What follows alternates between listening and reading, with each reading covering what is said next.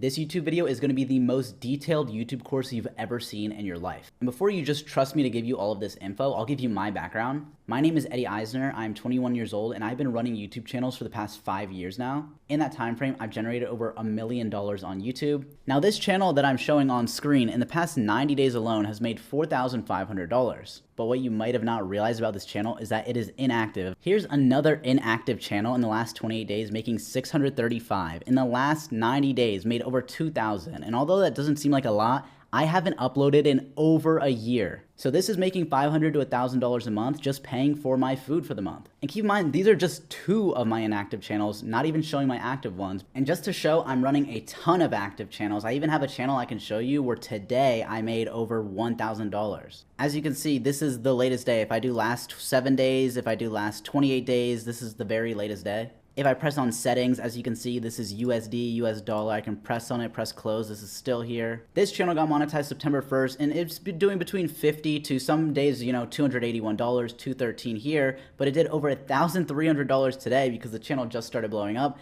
And for tomorrow, it should be around $1,000 as well. But now I'm going to show you my bank account and my Google AdSense because I just don't care anymore. Now, for obvious reasons, I have to be very careful with what I show here. But this is Google AdSense, as you can see by the link, adsense.google.com. This is the last month that I've been paid for, which, as you can see here, is $26,777.53 from YouTube. And if I switch to summary view and then I switch it back to detailed transaction, you can see I'm not cutting the video and this is the same amount. And it even says amount in parentheses USD. And now for the final little bit of proof, as you can see at the URL, it is secure.chase.com. If I refresh the page, I'm not going to cut any of this, still secure.chase.com. Everything is blurred for an obvious reason, but I'm going to unblur it in just a sec once I get down to that YouTube payment with the exact amount. It's going to be on August 21st. And now I'm going to stop moving. I'm going to unblur right here, as you can see at the bottom of the screen, Org Co. name Google Org. I don't really know what this means, but it's ACH credit for the exact same amount of $26,777.53. Now let's get into the course. So let's get into the YouTube success strategy. This is going to be the complete guide to understanding and beating the algorithm. And in the first little bit, we're not going to go into how to create your channel and all that. There's a lot that you need to actually learn about YouTube and its algorithm before you get into doing anything.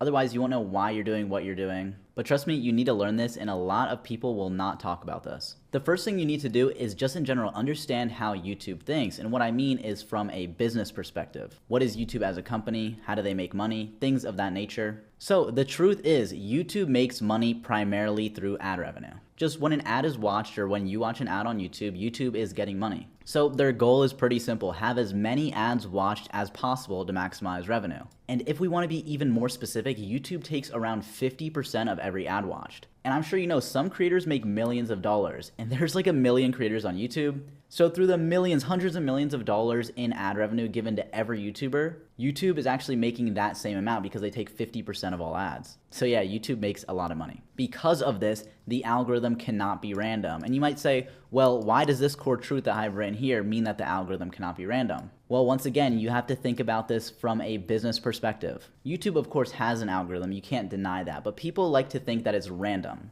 This simply cannot be true because if it was random, YouTube would be leaving how many ads being watched on their platform kind of in the air up to a random algorithm. Now, although this might work, that's not going to maximize how much money they're making. And as a business, their goal is just make as much money as possible. So they have a team of hundreds of people that have been working for YouTube for many, many years. They've been around for almost 20 years at this point. So I promise you, they're still working on just making sure that their algorithm is going to output as many ads as possible. So the algorithm literally cannot be random. Otherwise, this would be the worst business of all time because they're just leaving how much money they're making up in the air. It's really important to understand this. There is a 0% chance it's random. Now, why is this important? Well, it's pretty simple. If there is a set algorithm that isn't random, that means you, yes, you can learn it. And if you learn YouTube's algorithm, you are destined to be a millionaire. Meaning if you can really truly understand all aspects of it. Now that sounds far-fetched, but we're going to get into that. Now one thing to note about the algorithm is that oversaturation is real. If YouTube already knows viewers will watch a lot of ads on established creators' videos, why would they risk testing your content in the same niche? So let's say there's 10 celebrity news channels. So anytime there's news with Mr. Beast or coursethe or some big streamer, there's a news channel for it. If there's already 10 channels in that niche and they've been around for 1, 2, 3 years, YouTube knows, okay, people like this content. There's nothing wrong with this content. People are going to this content and watching a lot of ads, which is great. Now, if you as a creator say, hey, this niche is getting a lot of views, let me just jump into it without doing any research on the niche, guess what? YouTube will never give you any views at all. In some cases, you'll literally get 0 impressions, meaning nobody will even see the video. And sometimes people think they're shadow banned when they're not. It's just because they went into a super oversaturated niche because,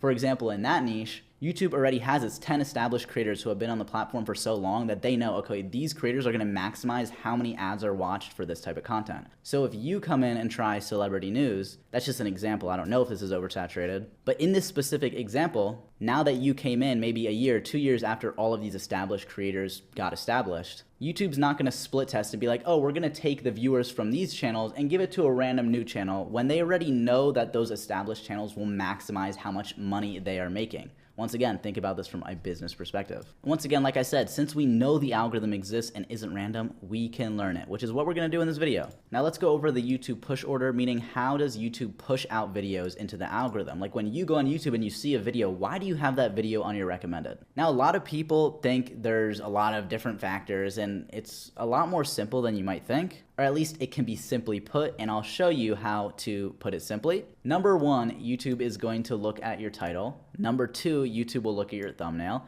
And number 3, YouTube will look at your AVD, which is your watch time. In specific, it means average viewer duration. So if you have a 10-minute video and the average viewer watches 3 minutes, your AVD is 30%. Now, why is this important, right? This seems so simple, just 1, 2, 3, right? This is important because you need to understand that if your title is bad, then nobody's gonna see your thumbnail, right? Because the order is YouTube takes your title and then based on your title will decide, is this a good topic to push into somebody's recommended? So if they think so, then they'll push out the video, right? Because YouTube's not looking at your thumbnail. How are they gonna do that? This is an algorithm, right? So they're literally only looking at your title. So if your title is bad, guess what? Thumbs down, nobody's seeing your thumbnail, meaning nobody's clicking on your thumbnail, so you're never gonna get an AVD. You're never going to get any watch time, right? So people talk about, oh, the thumbnail is so important. Let's focus on a 4-hour video on the thumbnail, which the thumbnail is important, of course, but you got to realize that if you just put no focus on the title, which I see a lot of people on YouTube not mentioning at all, then nobody's even going to see your thumbnail. So this is the order that they push it. So first your title needs to be good. Then people need to click on your video, right? That your thumbnail needs to be good.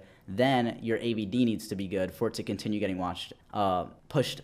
So in order to rephrase that very simply, if your title is good, YouTube will recommend it to people on their page for testing, right? And then if the click-through rate is good, right? If people are clicking on the thumbnail, then YouTube's like, oh, people are interested in this title and thumbnail. So if a lot of people are clicking on it, then it's gonna move over to the watch time. And now it's gonna see, okay, now that people are clicking on this thumbnail, are they watching the video? And if the answer is no, then it's going to stop getting views. And this is why some videos will get like 1, 2, 3,000 views. It's because, okay, their title's good, then their thumbnail's good, but then people don't end up watching the video. The video is very low watch time, which is why you get like the test impressions, then they give more for having a good thumbnail, and then it stops here. Now, in order for you to break out, get 10, 20, 30, 100,000 views, 1 million views, you need to have all of these be good. There's no, oh, 1 of the 3 can be good or 2 of the 3 can be good. It's 3 of the 3 can be good, and if not, you're just not gonna get views. But like I said, if the title isn't good, you're gonna get 0 views. If the title is good, you might get a few hundred views if the thumbnail is bad. But if the title and the thumbnail is good, you might get a few thousand views if the AVD is bad. But if you have a good title, good thumbnail, good AVD, then it's just based on how many people would watch that type of video. So your view cap is really unlimited once you meet all 3 of these. Now that was a lot of yap, but that is really important, trust me. And if you're not taking notes, I will say right here, I guarantee you, if you just have a Google Doc or like a physical notepad, like, I have notebooks, for example, right here, like I take notes all the time. Take notes on this video because I'm gonna make sure this is the best and most in-depth video that's on YouTube automation. So critical point, like I said, just rephrasing, even if you have the best video ever created, like let's say you made an absolute movie, a cinema, and you had the best thumbnail, you paid $1 million for the best thumbnail artist ever, and this is regarded as the best video ever and the best thumbnail ever ever on planet Earth. But then you just have a bad title, guess what? 0 views.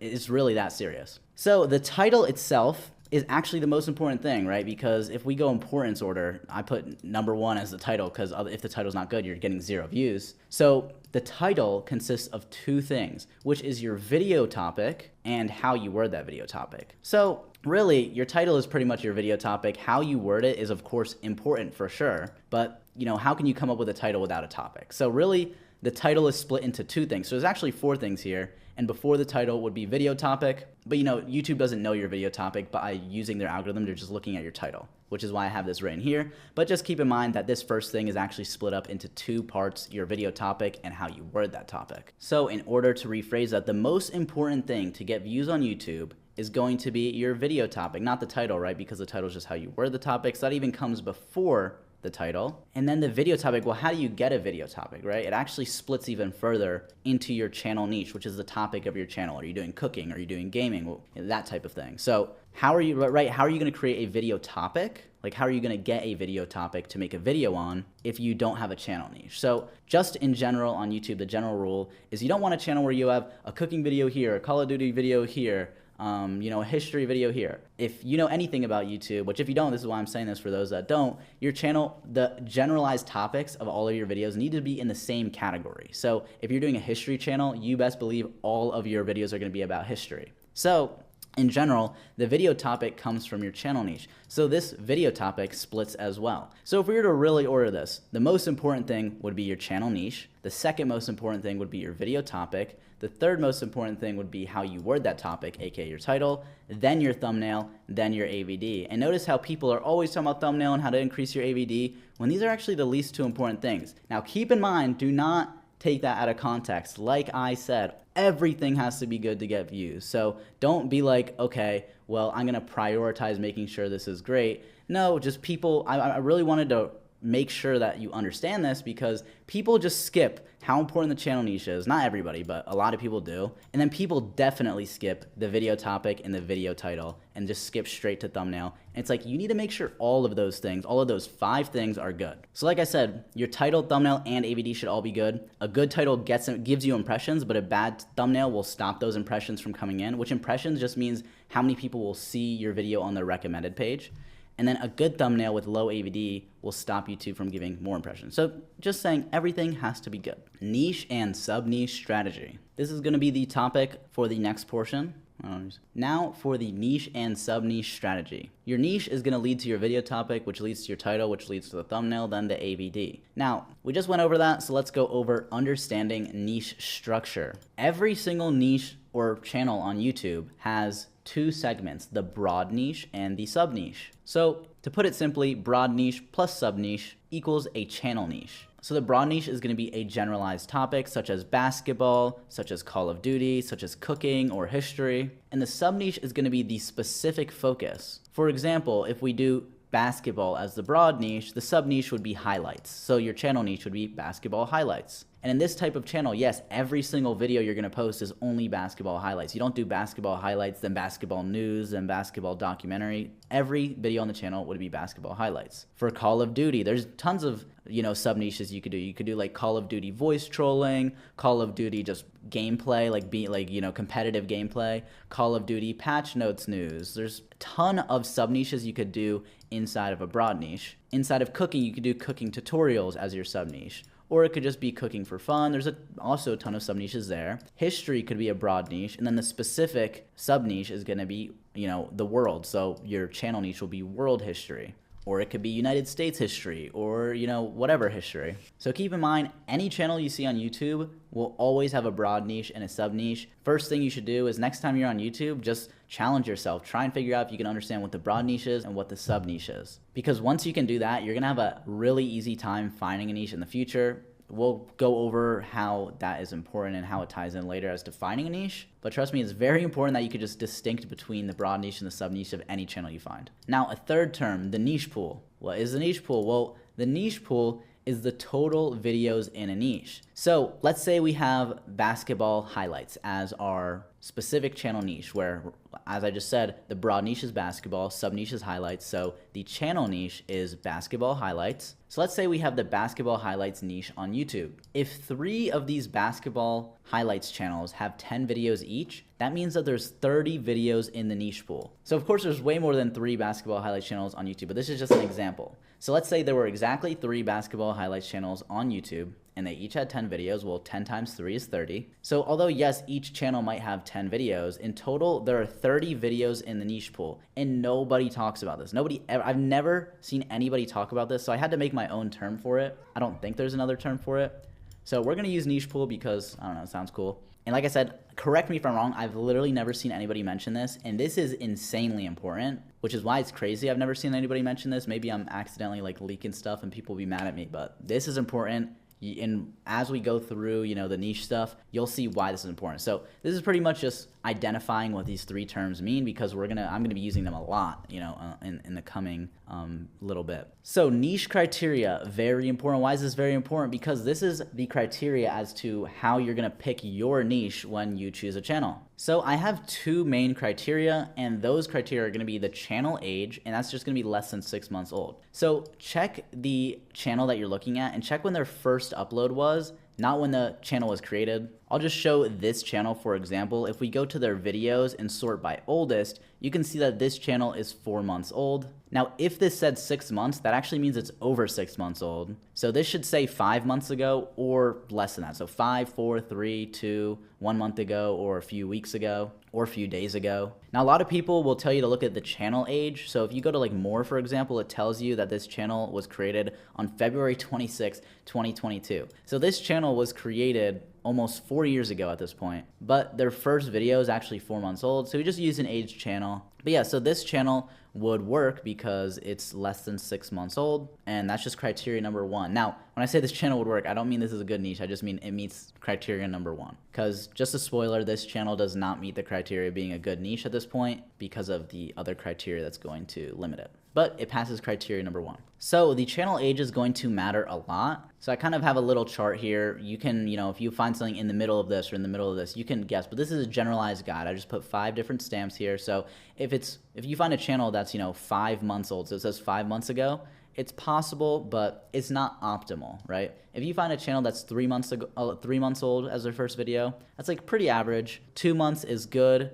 1 month old is great. And if you find something that's like a week old, that's S plus tier. A few days old is S triple plus tier. You know what I mean? And then you can, figure it out yourself what 3 weeks would be. Like it'd be in between S plus tier and great. So this is important if you're taking notes, which you should be. If you want to be successful, why are you not taking notes? But yeah, you should probably write this down, this little thing I wrote here. Now, this is another thing I never see anybody talking about. They just talk about, sometimes they'll talk about channel age, but even a lot of people don't talk about that. But this criteria is just as important as the age of the channel, 15 videos or less. Because the more videos there are in your niche, the more competition there is for the viewer's attention. And this is because, let's say you find a channel and they have 300 videos, but they're a month old. I mean, that's a little bit ridiculous, but just as an example. So it's like, okay, well then this is in the great category as for channel age, but then they have 100 videos, meaning if you were to start a channel in the exact same niche, do you know what's going to happen? Well, let me tell you what's going to happen.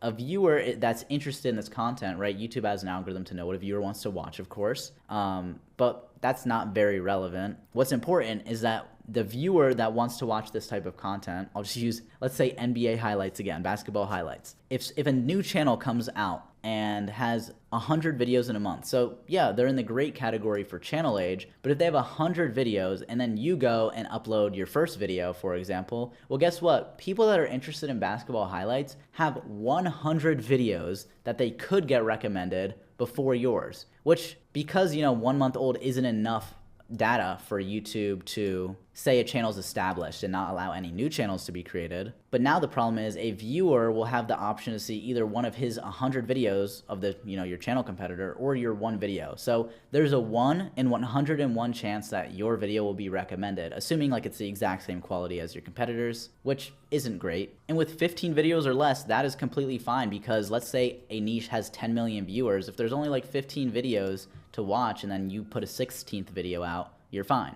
And this is going to work the same way. The less videos, the better. So if let's say you find a week old channel that has 3 videos that are doing good, like that is insanely good. But I would say that isn't as strict for this, right? Like 10 videos is probably the same as 15, 5 is probably the same as like, it doesn't matter that much. As long as it's like 15 videos or less, I'd say that's pretty safe. Now, if you want to know specifically why 6 months plus is too old, is because typically once a niche is 6+ months old, that's around the time, between like 6 months and a year, is around the time where YouTube will start to say, hey, this is an established channel. So if a basketball highlights niche is out and it hits the 6 month mark, maybe not exactly on 6 months, but maybe 7 or 8 months in, YouTube's going to kind of close off that niche and say, okay, we know that for basketball highlights, if we want the most amount of ads watched, we're just going to give it to this guy's channel. Or if there's multiple channels, we'll give it to this channel, this channel, and this channel. Any new channels, we're not even going to try testing because we already got our guys for basketball highlights. It's pretty much what they're doing. Now, once you find a channel that is less than 6 months old, and ideally, as close to, S+ tier as possible or even better, and you find a channel that has 15 videos or less, then you found your niche. But that's where people typically stop, and that's why people typically fail. So you should write this down if you're writing stuff down. And if you're not writing stuff down, just remember this, please. You have 2 ideal targets once you find your niche. So yes, you found a niche that meets both criteria, but now there's something else you have to do, which is to verify that this niche isn't oversaturated. Because if we go back up, remember, oversaturation is real. It's not a myth, guys. So the ideal targets is, in general, there should be 5 or fewer total channels in the specific niche. So if it's basketball highlights, sorry for keep on using it, but it could be any niche, but I'm just going to keep using it just to make this consistent. But if there's 5 or fewer total channels in the niche, so let's say we find a channel that's a month old and it has 12 videos and it's in the basketball highlights niche, great. Now we're going to move on to this right here, which is like verifying that the niche isn't oversaturated. So you found a good niche, and I need to verify, is it oversaturated? So if there's 5 or fewer total channels in the specific niche, you're good. So let's say there's 4. Great, we're good. And in this case, the less, the better. I like to have at least one other channel besides the competitor, because then that gives us more proof of concept that this is like a niche that can get views. So my ideal mark is 2. In order, I'd probably give it like 2, and then is the ideal, and then 1 and 3 is equal, then 4 is worse, and 5 is worse. And anything more that I just won't even bother doing. So 5 or fewer totals in the niche. So let's say there's 4, like I said. So we're still good, but then here, back to the niche pool, and nobody talks about this, but this is so important. There should be less than 50 videos in the niche pool. Now keep in mind, with any of these numbers, let's say there's like 57 videos in the niche pool or 60, I'm sure it's fine. But if you're a beginner and you really, or just really anybody, and you want like a 95, 99% chance of your video getting, your channel doing well, like if you want 100, like there's a way that you can have 100% chance of your video or of your channel getting views.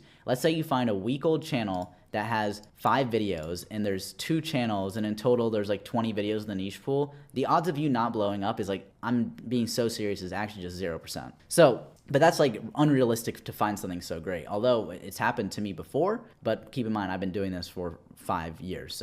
So less than 50 videos in the niche pool. So let's say there's 4 channels in this specific niche. So, you meet ideal target number 1. Then number 2, let's say the channel you're looking at has 12 videos. And then the other 3 channels, let's say they all have 20. 3 times 20 is 60, plus like the original channel you found, another 12. So that's 72 videos in the niche pool. That is too many videos in the niche pool, because it ties back to the same thing. If you upload your video, now your one video is competing with the 72 other videos. So you have a 1 in 73 chance of a viewer finding your video. So as long as it's 50 or less, I'd say that's pretty ideal. So let's say there were 4 channels and they each had 12 videos. Then that's 48 videos in the niche pool. Then you're good. So you really got 2 criteria to find the niche, and then 2 criteria to find out if the niche is oversaturated. Now each have 2, because they're equally as important. You need to find a good niche, and you need to make sure it's oversaturated. If all 4 aren't correct here, because a lot of you will get lazy and like want to be like, oh, one of these is, missing. Yeah, just do something else. YouTube is not for you if you're too lazy to even do 4 things here. I'm just being honest, right?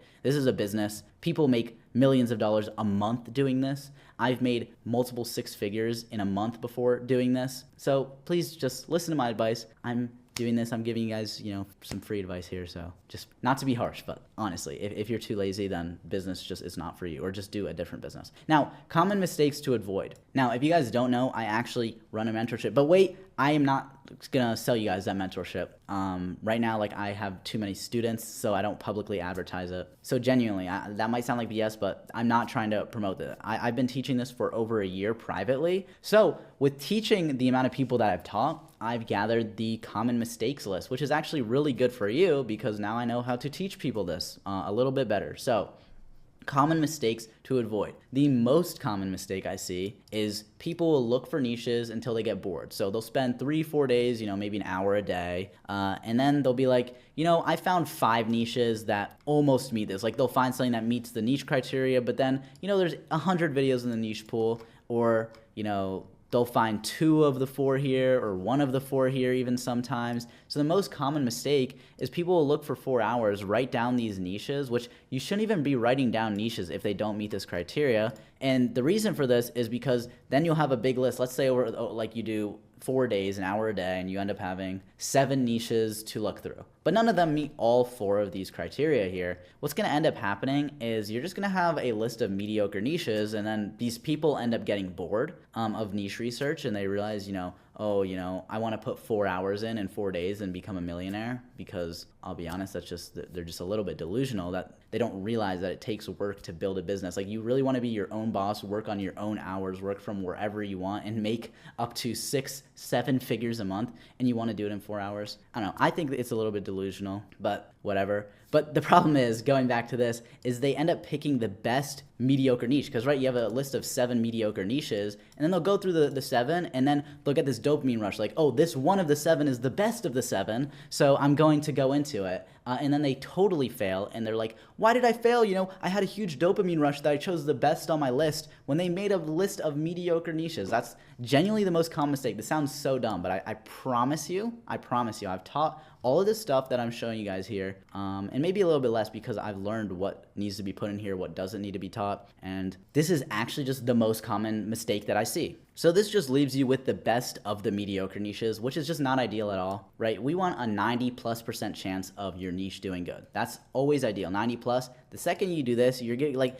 keep in mind, it's possible, right? It's possible to have 3 of these and then still blow up. Like, I'm not saying it's impossible, but your chances, if you have all 4 of these, I'm actually saying 85% plus. And if it's at like the high end, like I said, like 1 week old, 5 videos, then you have a 100% chance. So the thing is, when you do this, you're giving yourself, maybe in some cases, I'm seeing a 20% or 30% chance that I'm kind of guessing when I see them pick their niche from the start, and they just don't listen to my advice, and they end up going ahead with the niche anyways for whatever reason, and then they fail. And they're like, well, why did I fail? I kind of just got to explain to them what I already explained before, but they didn't listen the first time. So that's just the most common mistake that I see. So I know it sounds like I'm being harsh, but at this point, anybody that's watching this and is taking my word seriously, I honestly hope the best for you. I truly mean that, because if you're spending the time listening to me, that's all I could ever ask for. So the fact that you're listening to me, I just want to be harsh so that you can know not to do it. So do not just read this, write this down. If you haven't written anything down at this point, write this down. I don't care, write it on a whiteboard.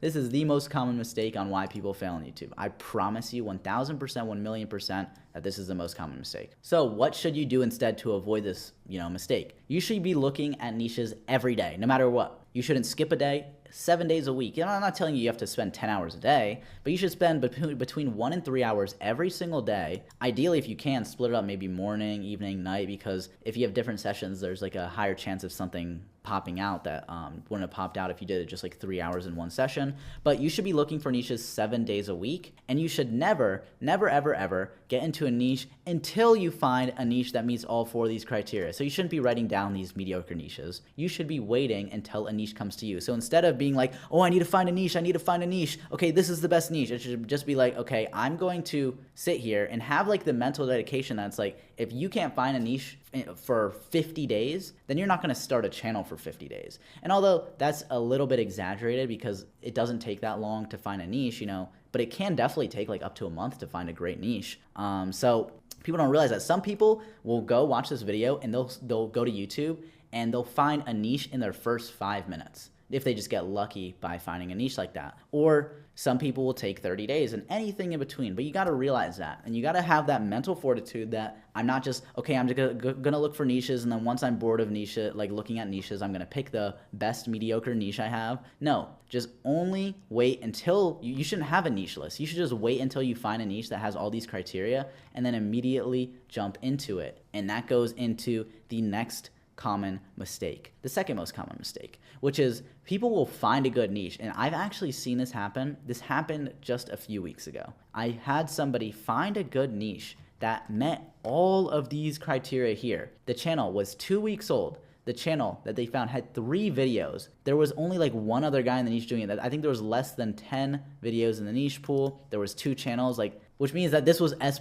tier. Now, granted, that specific channel, it wasn't getting like millions of views. It was getting like between 50 to 100,000 views on each video in the niche pool. But that's still a channel that can make you $5,000, $10,000 a month for sure. So I would say in that case, he had like a 95% plus chance of doing well. But he did the second most common mistake, which honestly broke my heart a little bit, because the most common mistake, if you avoid that and you get to this, it's just unfortunate. But just write both of these down, because I'm telling you, I've worked with so many people, and these are the most 2 common mistakes. So it's either they do the first common mistake, or they manage to avoid the first common mistake and they hit the second most common mistake, which only occurs if you avoid the first one. That's the only way you can hit the second one. You can't do both at the same time. And that's because you find a good niche, which is great, of course, but then they take too long to get their first video out, because every second you wait increases the chance of more competition. Once you find a niche, maximize your workload immediately. Meaning, let's say you're doing 1 hour a day of niche research, and on day 15, you find your niche that once again meets all 4 of these criteria here. Your workload should jump to every millisecond of the day you have free time. You like going out with your friends? Boop, no. You want to go biking or something? Boop, no. Every free time, if you have work, if you have school, I get it. But every free second of your day should be you working on getting your first video out until your first video is out, okay? Like if you got 10 hours of free time in a day, then you're working 10 hours until you get that video out. And that's just the truth of the matter. Because let me put this in a way that you'll understand based on if you watched everything else before this. Number one, the longer a channel is out, the higher the chance that YouTube will solidify this niche and say, okay, nobody else can get into this niche, because we already know that these are guys that will have the highest ad watch time. So by taking too long, that's a possibility. Number two, the niche pool, right? What if you find a channel that has 40 videos in the niche pool, and then you take so long, by the time you get your first video out, there's 100 videos in the niche pool. Well, guess what? By the time you're getting your video out, ideally there should still be less than 50 videos in the niche pool. Otherwise, then by the time you create your channel, right, it's not meeting the criteria anymore. Like it used to meet the criteria, but then it doesn't. Same thing, if you take too long, more channels could be created. Let's say there's 4, and by the time you get your first video out, there's 7 channels now. Now you took too long, right? So there's so many things here, like in the criteria, like the age of the channel, how many videos that channel has, right? If they had 12 videos, but by the time you get your video out, they have 20 videos. There's a ton of stuff like that. So everything we talked about before, pretty much over time could increase, right? Their channel age, the fact that YouTube could like close off the niche, the fact that your competitor could upload more videos, more competitors could be made, more videos could enter the niche pool.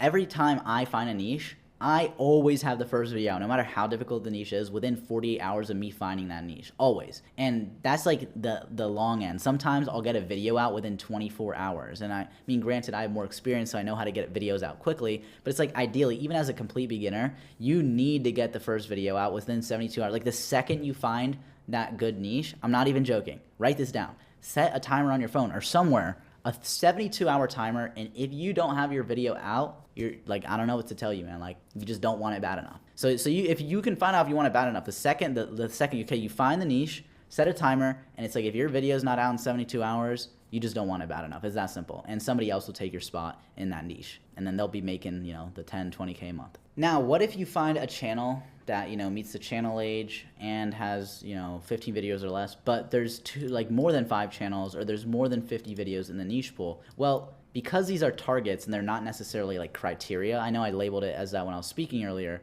but in general, these are the criteria, and then these are the criteria for making sure that a channel is not saturated. But the niche itself is still good. So you have a niche that's good, but the niche is saturated. So is there anything you could do? Well, yes, there's one thing you could do, but keep in mind, as a beginner, this is gonna be a little bit harder to do, so I wouldn't necessarily recommend this, right? You're lowering your chances of success by a little bit, if you don't know exactly what you're doing. But you know, you could still make this work as a beginner. In fact, I actually had, funny enough, I had somebody else find a channel that met the criteria but didn't meet the ideal targets here, and then they ended up doing this, and they actually didn't get their first video out. They're actively about to, but I thought it was a fantastic idea, so I'm very confident it's going to work. Which, this is the sub-niche swap strategy, right? And what does that mean? Well, if you find a niche that meets the age, you know, how old the channel is, and the video count criteria, but has too many competitors, identify the broad and the sub-niche. You should already be able to do this, right? If you went on YouTube, or not already be able to do this, but we talked about this. So ideally, you learn how to identify the broad niche and the sub-niche, which isn't the hardest thing to do. Now, all you need to do is stay in the same broad niche, but switch the sub-niche. Now, ideally, the sub-niche should be something close to the original sub-niche, because if you just go from NBA highlights over to NBA documentaries, that's like too big of a jump, because you're technically doing what I'm saying, but that's too big of a jump. So I'm going to show you exactly what I mean with a few examples. I'll use my favorite example because it's a niche where so many people did this, and it was beautiful to watch it unfold as it happened. Now, this is a little bit of an old example, but it'll explain exactly what I mean here. So if I go on YouTube and I find this channel Dinzo and we go to his videos, if I sort by oldest, you can see that this channel, oh, it's actually a year old now. I didn't know it was a whole year, but this is how old this example is. So this is a year old. Now, if we look at his videos, they were doing great, right? 5.1 million views, 2.2 million views, 2.4 million views. And if I go over to this channel Bound, you're going to see something interesting, which if I go by oldest, his channel is 10 months old, which the other channel I just showed you was like exactly a year old, meaning that this guy Bound, we'll call him Bound because that's his channel name, Bound found Dinzo's channel. Dinzo's channel at the time that, you know, this was 10 months ago, but at that time, Bound was like, Dinzo's channel meets all of these criteria. Now, if Bound knew all of that, doesn't matter. The fact of the matter is this was the case. The channel was only 2 months old. Dinzo's channel, I think at the time when Bound started his channel, either had 2 or 3 videos, and there was actually no other competitors in the niche at the time. So there was only 2 or 3 videos in the niche pool. So this was like a great niche find at the time. So you know what Bound did? He just copied his broad niche and his sub niche exactly, because you can do that if you meet the criteria for the channel and the criteria for it to not be oversaturated, which it did. So what did he do? It's literally the exact same thing. So if I go back to Dinzo's channel in a second, you'll see, but Bound just uploads a lot more. As you can see, this ended up working out fantastic for him. Like if we see, he has 27 million views on his channel. So this is easily 6 figures. This is 100% over $100,000 in the last 10 months, which is great considering he's uploading one every few days. And I promise you this channel is fully automated, and the guy that owns this channel is doing just about nothing. But what is this niche? As you can see, this goes back to what I was talking about before, that once you pick a niche, you want to stay in that niche. So if I go to his oldest video, Why It Sucks to Be Born as an Emperor Penguin, which is 10 months ago, and I go to latest, it's Why It Sucks to Be Born as an Insect, Why It Sucks to Be Born as a Pangolin. So as you can see, he stayed in his exact, you know, channel niche. So he changes the video topic per video, but the overall, you know, niche is the same, which is why, you know, I talked about how the niche gives you your video topic, but it still needs to be a good video topic. It just comes from your niche. Well, the niche here in general is Why It Sucks to Be Born as Animals. That's the niche. The broad niche and sub niche here, I'll give you, you know, maybe pause the video for a second and just see if you can guess what I'm about to say. Okay, if you paused it, the answer is the broad niche is Why It Sucks to Be Born as, which is like the type of video, and that's the broad niche, and the sub niche is animals. So put it together, Why It Sucks to Be Born as is the broad niche, animals is the sub niche. Put it together, the channel niche is Why It Sucks to Be Born as different animals. And as you can see, that's exactly what's going on. Why It Sucks to Be Born as a ghost shark, Why It Sucks to Be Born as a sea pig, Why It Sucks to Be Born as a maned wolf. And I'll go back to Dinzo's channel just to show you that this is exactly what he was doing. Why It Sucks to Be Born as a Komodo dragon, Why It Sucks to Be Born as an eagle. So it's the exact same broad and sub niche, meaning that both niches are actually same channel niche, which is Why It Sucks to Be Born as animals. Now what ended up happening is a few other people copied these guys, and then after, you know, there was 5 or so channels, this niche started getting oversaturated, so new channels just wouldn't get views because there was too many videos in the niche pool, there was too many competitors. So what did people do? Well, I'm about to show you the sub niche method that I was talking about, and this is really cool because there's so many, like this broad niche of Why It Sucks to Be Born as, and then the sub niche changed so many times. Now I'm sure you can guess what I'm about, like the types of stuff I'm about to show you, but there are so many, and I'm gonna go through as many as I can remember, and I promise however many I can remember is maybe 1/5 of the amount that there were. So if I search up Why It Sucks to Be Born in One Piece, if you don't know, One Piece is just an anime. But this guy's doing the same thing. And as you can see, he just did Why It Sucks to Be Born As, and then his sub niche went from animals to anime. So Why It Sucks to Be Born in One Piece. Why It Sucks to Be Born in a Uchiha, which is a anime character from Naruto, or a type of anime character, I guess. Why It Sucks to Be a Marine in One Piece. Why It Sucks to Be Born as Fishman, which is also from One Piece. Why It Sucks to Be a Devil Fruit user, which is also from One Piece. Well, it doesn't matter. The category is the same thing. I don't think he did the best with the video topics here, which is why the views are very inconsistent, but they're still good, right? 454K views, 86K, 120K.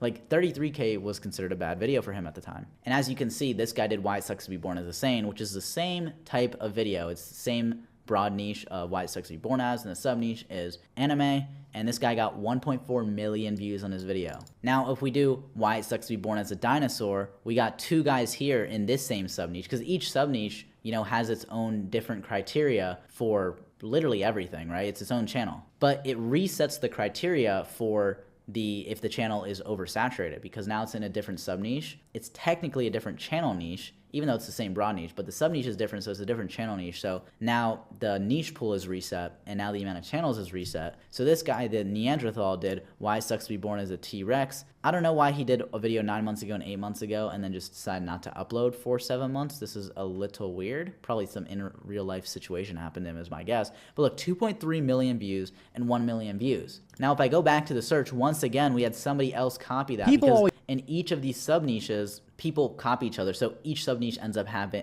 getting oversaturated, and then it goes to the next sub niche, and it's kind of like an endless cycle. And this niche, this broad niche, was used so many times. So Why It Sucks to Be Born as an Allosaurus, Why It Sucks to Be Born as a Spinosaurus. Now here's another example, Why It Sucks to Be Born as a Samurai. If I go to Lost Legacy, he's in the same broad niche, but he changed it to these, I don't really know exactly what you'd call it, these like historical type of figures. For example, samurai, pirate, Viking, Spartan, cowboy, gladiator, ninja. And he's still uploading your life, like, why? So he just changed the title, but it's the same concept. Concubine, kamikaze pilot. And I could keep going, but I promise you the Why It Sucks to Be Born as broad niche had like 20, 30, 40 different sub niches in it. And then in each sub niche, like 4 or 5 channels were created in each one until it ended up getting oversaturated per sub niche. And then more were created. So this is just like my favorite example, because it really shows the sub niche method and how powerful it is. And even though in this broad niche, there's probably thousands of videos, each sub niche, when, you know, maybe at this point has a lot of videos, but people are finding these sub niches with the niche pool being really low in number, which is why so many of these people ended up having very successful channels. Now I'm going to show you exactly how you can find a niche using my software TubeGen AI,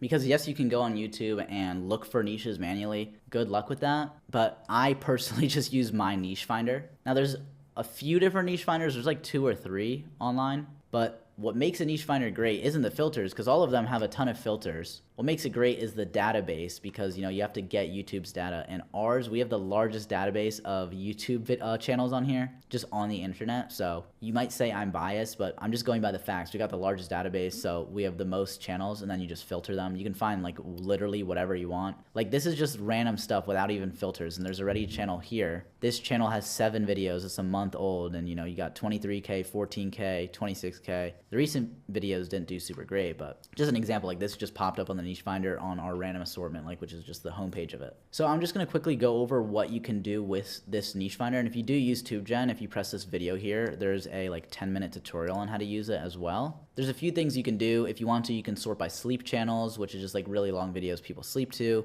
or story channels, which is just story channels, like people telling stories. And these have their own button because they're pretty common niches. But more importantly, you have the sort by, and you have the advanced filters. So advanced filters, there's a lot you can do. You can say how old the channel is. So I said 6 months old. So 6 months ago would be March 18th from when I'm recording this. The to date is just going to be set to today. I don't know why you would change this. And you can even check faceless channels only. You can even check monetize channels only, but chances are if you want to find like S tier niches that are only a week old, they're not monetized yet because they have to wait for YouTube to get back to them. So I like to not check this. Then content type long form. I don't really mess with shorts. You can use shorts though. And then a ton of languages you can choose from here. And then you can even choose the content quality, because our AI can detect how high the quality is. Is it just low quality spam, or is it like high quality videos like Mr. Beast? And then once again, the AI is checking if it's a faceless channel. Now there's a ton of stuff you can do. You can do average views, median views. There's a ton of filters. If you want to, you can pause and read this. I'm not going to go over all of them. My favorite is just the median views. Let's set this to like 20,000, for example. And then their video count, I'll just set to max. We'll do like max 20 here. And then their minimum average view video is going to be 8. I'm going to set it to 8 minutes because 8 minutes is when you can have mid-roll ads in your video and like manually place ads. So just any channel you really ever start should be at least 8 minutes long for your videos. And then I'm going to apply the filters. Now you may find channels that are less than 8-minute long videos, like they got 5-minute long videos, but they're just not getting paid a lot. And keep in mind, because there's so many channels in this database, you know, there's going to be a lot of channels here. So you could have different filters like within each other. For example, if I set this to 50,000 views minimum, some channels that are in that range might not pop up on the filter 20,000 because there's just so many channels in this database that even though 50,000 plus is still in the 20,000 plus, a channel might not pop up. So keep in mind, you just got to mess with the filters to find exactly what you're looking for. But this sort by is really cool. I like recency, or I like average views. I don't really use any of these other ones, but I'll sort by recency to see like the most recent channels with these filters. And then we can look through them. Here's a channel, for example, Navy Signal. And as you can see, this channel has 14 videos, so one less than 15. Their oldest video is 13 days ago, and they're getting a lot of views. But the one great thing about TubeGen as well is that you can press similar channels right here, and it's going to just look for all the channels on YouTube that are similar. So you can see how many competitors there are. So this meets the criteria of their channel age and how many videos they have uploaded. Like you can see this right here, 2 weeks ago, 14 total videos, and this channel is monetized. But then look what we got here. Oh my gosh, look how many channels there are. Now, not every channel that's gonna pop up here is going to be a direct competitor. Some, you know, it's using AI. So some might not pop, or some channels might pop up that aren't competitors, but pretty much all the competitors on YouTube should pop up here, which just makes the like manually searching for all the competitors is like that. Like I did that in 1 second. I literally clicked a button. But we got Navy Secrets, we got Navy Point, we got Navy Media, Beyond Military, Military No Way, Military Aviation, Military Reality. I don't think this is the same. I think this looks like it's the same. Weapons Party. And it'll even show channels that don't do that well. It's probably not going to show channels with like 100 views because there would be way too many. But for example, like the worst channel here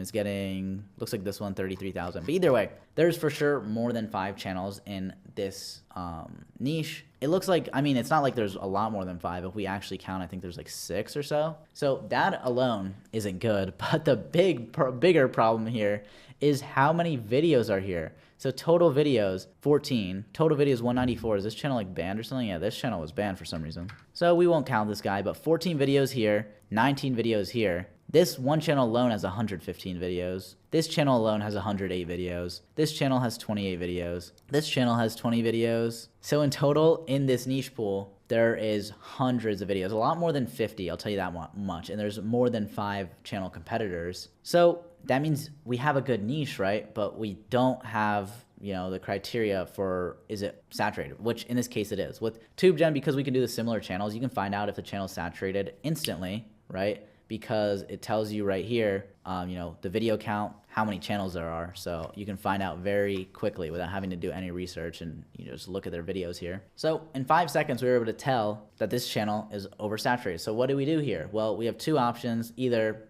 you know, this niche isn't good. Well, it's good, but either just don't do this niche and keep looking, or we could take this niche and we can go into a different sub niche, which, like I said, this is a little bit harder to do and get right. But for example, this is typically like with most of these channels, this is like US versus cartel. I know there's a lot of these channels that are like US versus, or the Russia versus Ukraine. But for example, you could do this for a more niche audience. Let's say you could do war news in Nepal, because I know like Nepal right now is having a revolution. So that's just an example of how you could switch the sub niche. I'm not telling you to go do that, but that's just an example of how you could. And like I said, I would be wary on doing that because that's going to be a little harder to get right. Because it's true, it's easier to find a channel that meets the niche criteria, but that doesn't meet the oversaturation. Like, is it oversaturated or not criteria? And it's going to be a lot harder to find that because you only have 2 criteria versus 4. So a lot of you will be tempted to go, oh, I found the first 2 criteria, and then I'm just going to switch to sub niche, which it will work if you know what you're doing.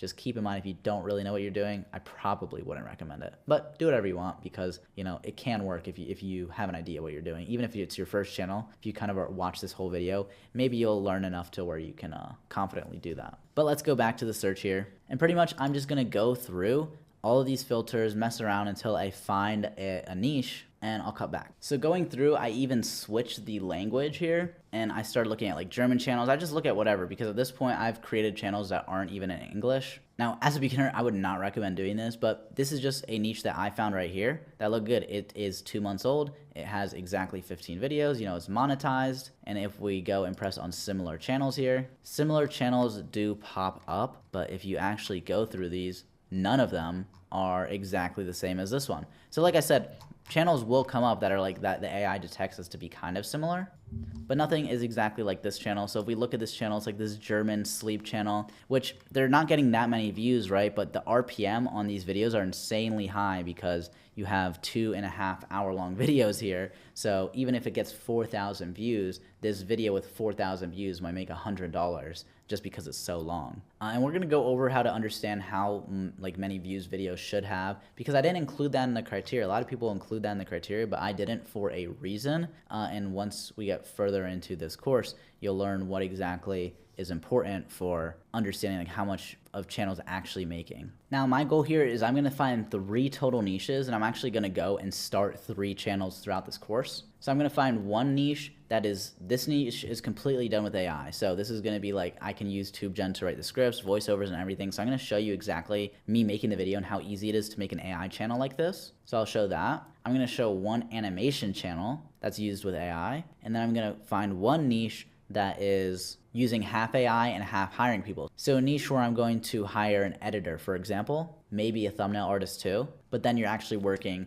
with editor, thumbnail artist. So this is kind of like these 3 different types of channels, and watching me, find the niche, do everything live, and make the videos, get the videos out, is going to help probably more than the course itself, because you're gonna watch me do everything live. Now, if you get any of the subscriptions to TubeGen, you're gonna have access to this course, but this course is gonna have a little bit of stuff cut out, well, like half of it cut out probably. So in this YouTube video, what I'm going to do is I will show you, I'll do this channel on this YouTube video, but then the other 2 types of channels, the animation and the one where I work with like an actual team, those 2 are gonna be exclusive on TubeGen. So there's a course section in TubeGen, and you'll be able to access that in there. So I mean, it's my company, I gotta plug it, I'll be honest. I mean, it's a great tool. I use it for almost every channel I run. Now that I got that shameless plug out of the way, we're going to continue. Now, video topic and title strategy. We just covered how to find your niche, the criteria, pretty much everything related to you going from pretty much having nothing to having your niche. Now that you know how to do that, we're gonna learn how to come up with your video topic, because if we have the 5-step order, right, we had finding the niche, then after finding the niche is getting the video topic, then wording that topic, aka creating the title, then you have after that, thumbnail, then AVD. But right now we're gonna go over pretty much the next step after finding the niche, the next 2 steps, which is getting the video topic and then wording that topic, so making your title. So for finding video ideas, aka topics, the first step is you're gonna look at your competitors. And like I said, you should have maximum 5 competitors, the less the better. So ideally you either have 1, 2, or 3 competitors in your niche, and they're already in this niche. They've already tested videos with you. If there's up to 40, 50 videos in your niche pool, obviously you want less, but let's say there's 40 videos in your niche pool. You have 40 videos to look at and compare amongst each other to see which one, is going to perform the best. Because let's say you see the same video performing good on all channels, this is just a good video idea. And the thing is, a lot of people don't realize, but if a YouTube video does good on one channel in the exact same niche, if you do the same video idea, it will also do good. That's just how it works, because the first video might not have reached all of the target audience for that video. So pretty much just first thing you're gonna do is just look at your competitors. So once I go through all this, I'm gonna actually show you me live, finding a video idea. But once you're looking at your competitors, you wanna find their outliers. Now, outliers is highlighted here because this is a very important word here. I'll even highlight it with my mouse. Find their outliers, meaning don't sort their videos by popular, right? Don't sort the videos by popular, sort them by recent. And once I go through all this, I'm gonna go to the actual channel and show you what I mean. But you wanna sort videos by recent, and then you're going to look at their outliers. So their outliers are just their most recent videos because you sorted by recent, and the ones that perform exceptionally well. So let's say their last 10 videos all had exactly 10,000 views each, but their second to the last video had 50,000 views. Well, that means their average video out of their last 10 videos is getting like 10,000 around, but then this second to last video has 50,000 views. Boom, that's the video idea that you should probably copy. The next thing that I wanted to add on there is, let's say they have 20 videos on their channel though, and their first video has 500,000 views. Yes, that might be their best performing video, but if it's not that recent, like it's 2 or 3 months old, it'd actually probably be better for you to copy the outlier video with 50,000 views. So just identify which recent video has the most views. It's pretty simple, and I'll go over that and physically show you how that would look as well. But just like picking your niche, because you got to realize that the niche is the topic for your channel and the video idea is the topic for your video. So they're actually very similar. They got their own criteria, right? And really the one thing that you got to look for as for criteria is, you know, which video is recently doing well. And it's the same thing for the niche, right? Which niche is recently performing well on YouTube. So it's really the same concept here. And just the way the niche has, you know, criteria for finding which niche is good and then finding out if the niche is oversaturated, you have the criteria here, which is find a recent performing video. And once you find, okay, that's a good video topic. Now you have to do the same thing that you would do for the niche, and you also have criteria for the video topic on if the topic itself is oversaturated. So this is pretty simple to do. Once you find a good video idea based on, you know, a recent trending video on one of your competitors' channels, choose videos that only appear once in the niche pool. So what you're gonna do is once you find a video that's performing well on your competitor's channel, you're gonna go to all the competitors' channels and see, did anybody else copy this video? And if the answer is no, only one guy did it and it's recent, it's performing well, meaning only one video with this topic in the niche pool, then just copy his video. Seriously, just copy it. You think, oh, copying is bad. I see people, they'll wanna change up things slightly, like why? It just performed well, why are you trying to change it up? Just copy them. And it's really that simple, literally just copy their video. Now, if it appears once, like I said, copy the title exactly. Don't try and reword the title. Like literally, I have done this, I can't even count. Many, maybe multiple thousands of times, because I've been doing YouTube for 5 years. I've run over 20 monetized channels, right? And in that time period, I've probably done, probably like 1,000 or so times have I made my title by literally pressing control, like highlighting somebody's video title like this, pressing Control C, or just right clicking and pressing copy, and then right clicking and pressing paste or Control V, right? So pretty much what I'm saying is my title was exactly the same as theirs if their video only appeared once in a niche pool, or their video topic. Now, if the video appears multiple times in the niche pool, meaning you check your competitor's channel, he did a recent video and it did well, and then you check one of your other competitors and they also did that video, or 2 of them also did that video, 2 other competitors. So there's 3 guys that have done this video. You can still copy it only under the pretense that all of their videos did well, meaning all of the videos were outliers for all of the channels. So if on one channel was an outlier, but on the other 2 it just performed like average, I wouldn't copy it. But if it's an outlier compared to like their videos, their other videos, then definitely do it. Even if, let's say, the first channel that you're looking at, it's a you know, video from 3 days ago and it's an outlier video, so you're like, great, and you check the other competitors and their video of that topic was like a month ago, that's fine, because it's still proving that this topic is still working recently. Because if just one of the guys had it recently do well, that's fine. So if it's an outlier, meaning it did better than their channel average on all of your competitors' channels, then just go back to this and, you know, copy the title exactly, do the video topic exactly. But if it appears multiple times and it's only an outlier on one of the channels or 2, or pretty much just not all of them, it has to be on all of them. If you have 5 competitors and 3 of them did this topic, then make sure all 3 were an outlier for all of their channels. If all 5 of your competitors did it, make sure that video topic was an outlier for all of their channels,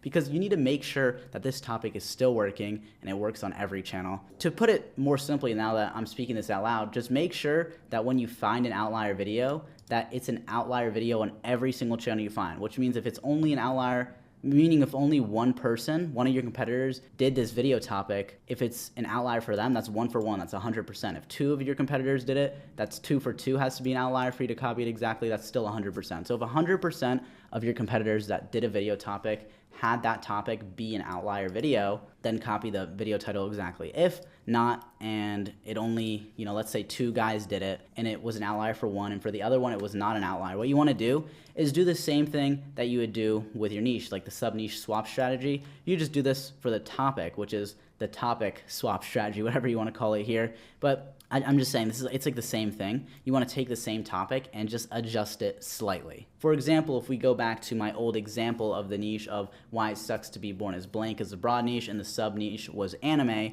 we saw a video that was like why it sucks to be born as an Uchiha. And if you know what that means, then great. But if you don't know, pretty much it's like a certain clan from an anime. So let's say 1 guy did it and it did good, then copy him. If 2 guys did it and it did good for both of them, copy it. If 2 guys did that video, but it only did good for one of them and the other one just did kind of average, then what I would do is I would change that. Instead of why it sucks to be born as an Uchiha, I would change it to just a different clan from that same anime. So in this case, I would do why it sucks to be born as an Uzumaki or something like that, just for example. And that's just another clan from the anime. So it's the same thing, why it sucks to be born as, and then still using the anime of Naruto, and still using the topic of clans, but we're just changing it from one clan to a different clan. And that is a perfect example. Hopefully you can understand that, because that's exactly what I mean by this right here.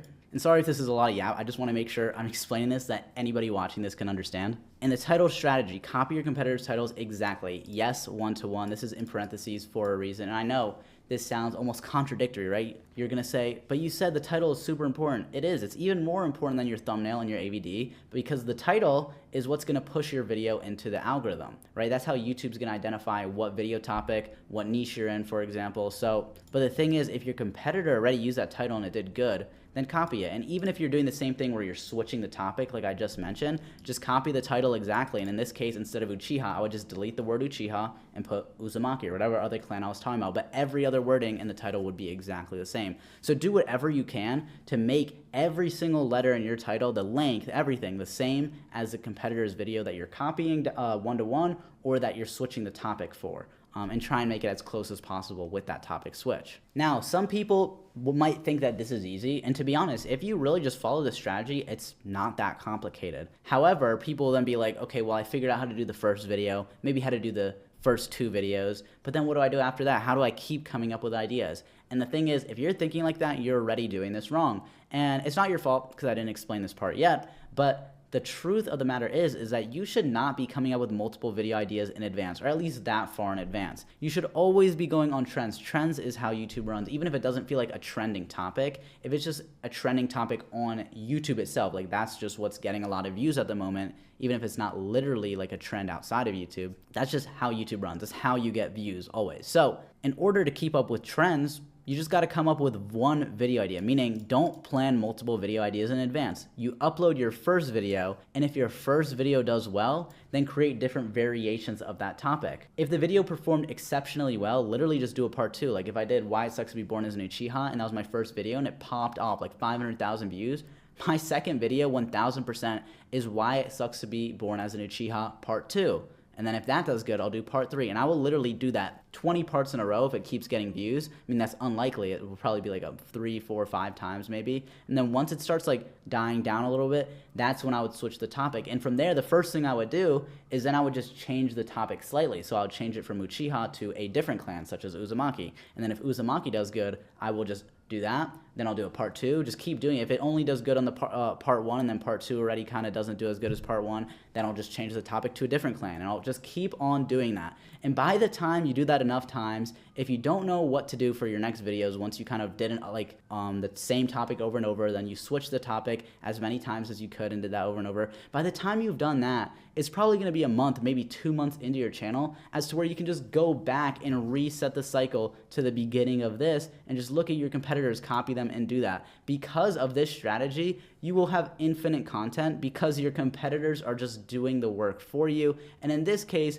you're pretty much having a method where it's like they do the testing for you. You don't do any testing. You're just doing what has the highest chance of blowing up, and they're doing the testing, which is why you're going to get more views than them. And this is just a really broken strategy. And using this just in general with anybody that I've been teaching, in general, if you search this up, the average YouTube channel that gets monetized takes around 6 months on average to get monetized. And on average, I'm probably getting less than 2 months. Like between 1 and 2 months is pretty typical. Most people that are creating channels that are under my supervision, it's pretty unlikely to take over 60 days. I'm saying 2 months would be the longest it would take. So between 1 and 2 months is pretty typical. And just the other week, somebody I was working with got monetized in 6 days, I believe. So, you know, it just really depends, but that was also their second channel, not their first one. Because the thing is, when you do this, like I said, is learning the algorithm. You can learn the algorithm. So because you can learn the algorithm, I promise you, the more channels you run, the better you get. It is just a fact. Like the second channel is going to be easier than the first,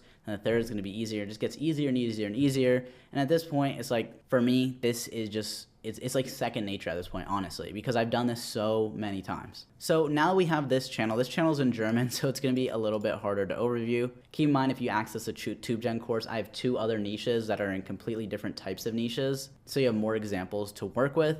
But just to show you guys here as well, if I sort their videos by popular, we have this 300,000 view video, this 100,000 view video, but I'm not going to do either of these topics. Now, these are in German, so I don't even know what the topic is or what it says, but quite frankly, I don't care at all. I'm just going to sort by latest and look at their latest videos. So if we look at their latest videos, just kind of what's on the screen here even. This video, for example, is a month old and has 30K views, but this one's 2 weeks old and it has 35. So if we look 5K views, 15K views, 24K views, 14K, 24K, 12K, so 35K, this is definitely going to be the outlier here. It's only 2 weeks old. And the last time they had a video get more views than that was actually over a month prior to that, I believe. So this is probably almost 2 months old, this video here. So this is definitely the video that I'm going to copy. Like I said, I don't know what the topic is or anything, but it doesn't matter because if I'm copying their title, I'm copying their topic. And I'm already copying their niche, so the topic has to be the same. So because the title is the same and because the channel niche, which is the broad niche and the sub niche,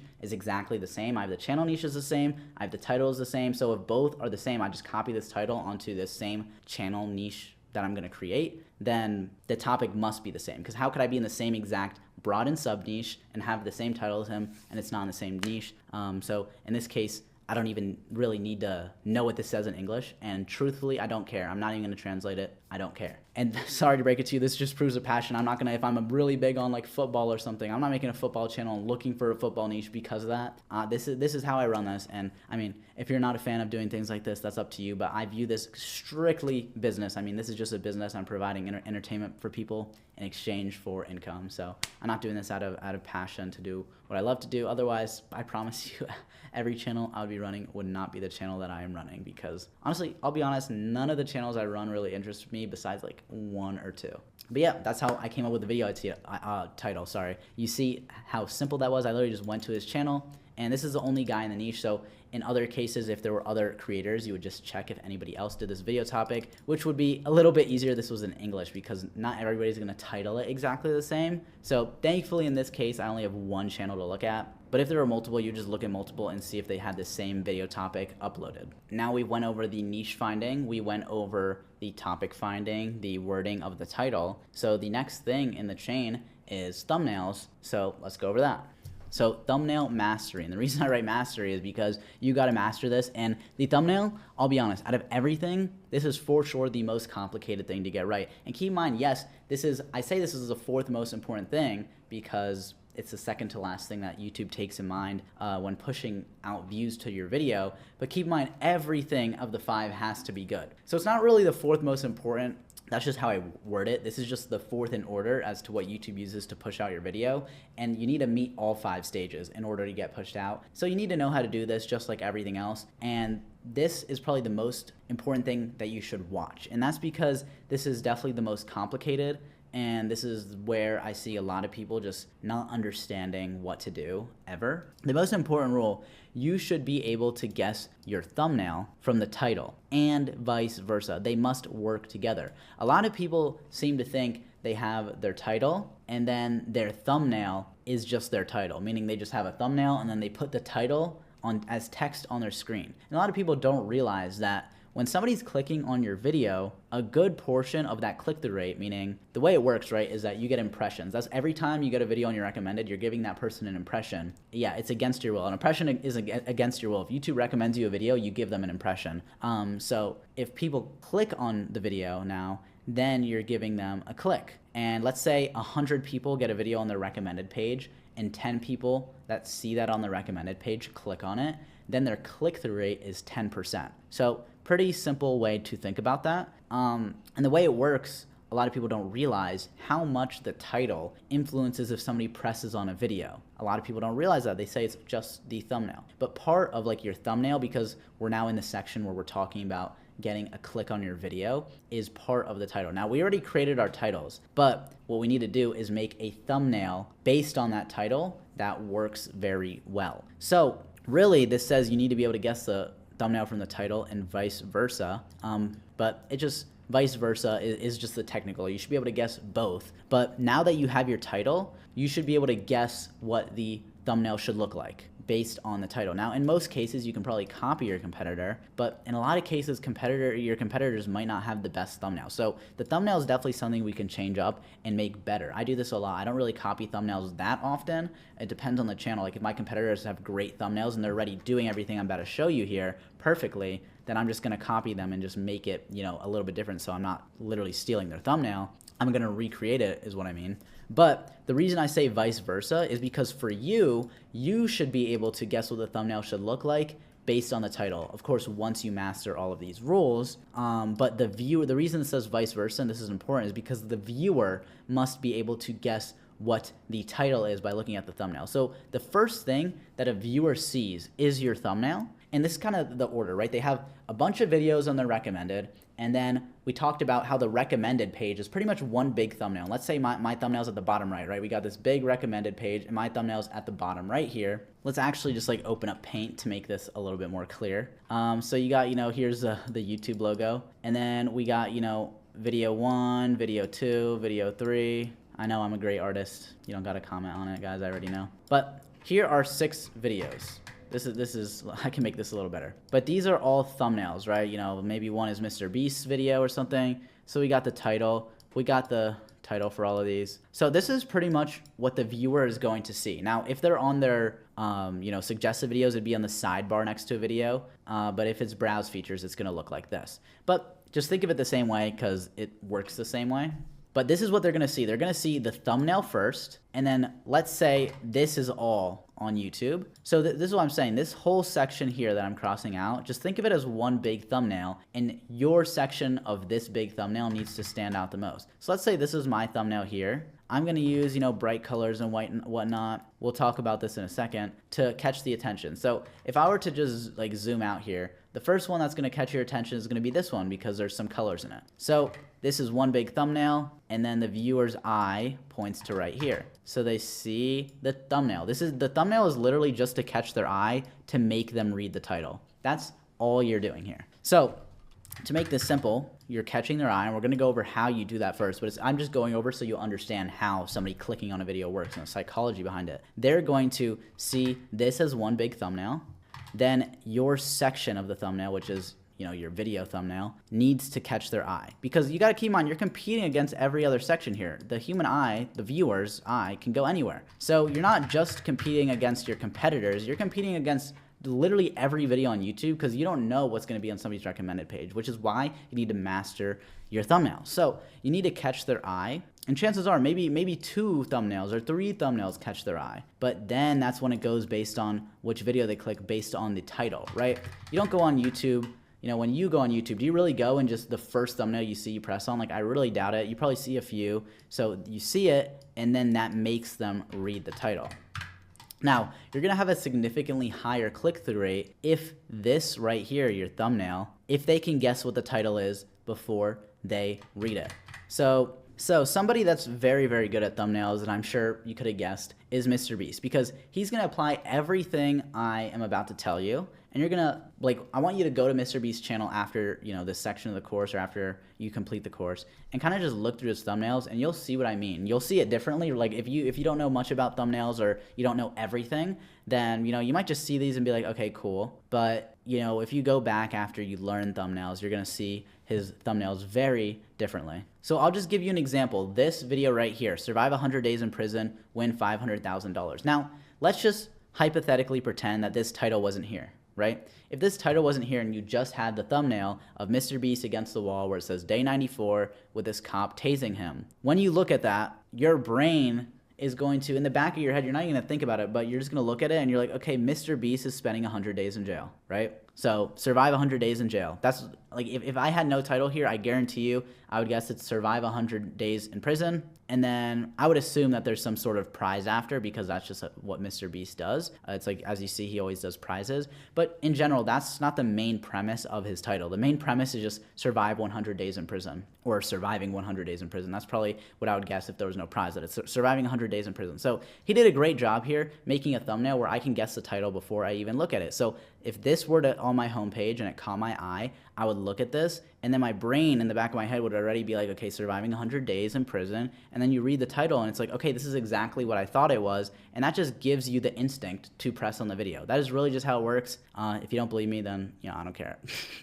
Just to put it simply, that's just how it works. If you can make it so that your thumbnail, so keep in mind, when he made his video title, I'm sure the first thing that happened was in his head, he visualized what that thumbnail would look like, right? And now it works the same way for the viewer. So for the creator, they already have their title first, right? He doesn't create the thumbnail and then create the video topic. That just doesn't make sense. So he has his video topic, and based on his topic and title, he's gonna imagine as the creator what the thumbnail will look like, based on his like learning thumbnails, right? You need to learn how thumbnails work first, and once you have those mastered, then you'll naturally be able to do that, where you think about your title and then boom, you just, in your mind, you know what your thumbnail should look like. And then for the viewer, it's the opposite. Once they see your thumbnail, they should be able to guess what the title is. And you need to make sure that both of these are true. So you need to master thumbnails enough where you can just know what your thumbnail should look like from the get-go, and then make it so that your thumbnail is in fact so good that the viewer can guess the title. Now, just to keep it consistent, I'll probably go back to Mr. Beast's channel a few times,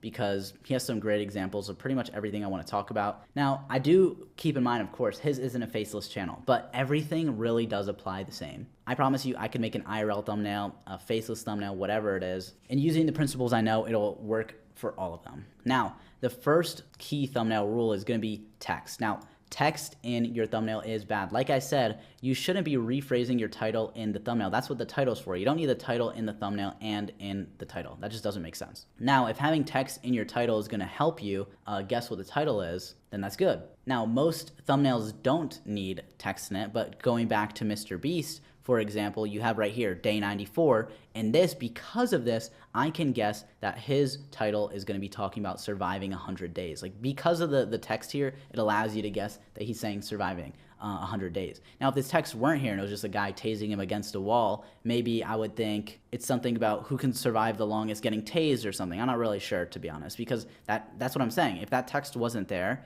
it wouldn't be super clear. So just because of that text actually helps so much to make me guess what the title is going to be. Here's another example right here. He has before and after. Now, does he have before or after inside of his title? And based on this thumbnail, I immediately would be able to see before and after. The before is gross water, after is clean water. You know, he's spitting it out, he's drinking it. So this is before, this is after. What could the title be? I didn't even read it yet, but I absolutely guarantee you it's going to be something about clean water. So 2 million people get clean water for the first time. There you go, makes sense. And then, for example, you have this one right here where he doesn't need text. What text would he need here? The title is World's Fastest Car versus Cheetah. Now, you have Mr. Beast, and clearly it's like a jet engine car, and you have a cheetah, and the cheetah looks like he's ready to race. This one, I probably would guess exactly the same thing as what the title is. I don't know if I would have guessed World's Fastest Car, but the premise is the same. Fast car versus cheetah. And why would he need text here? You know, having, day something wouldn't make sense. Having before and after wouldn't make sense. So because there's nothing that's going to help you guess what the title is, and you can guess it without text. So if you can make a thumbnail where you can guess what the title is without text,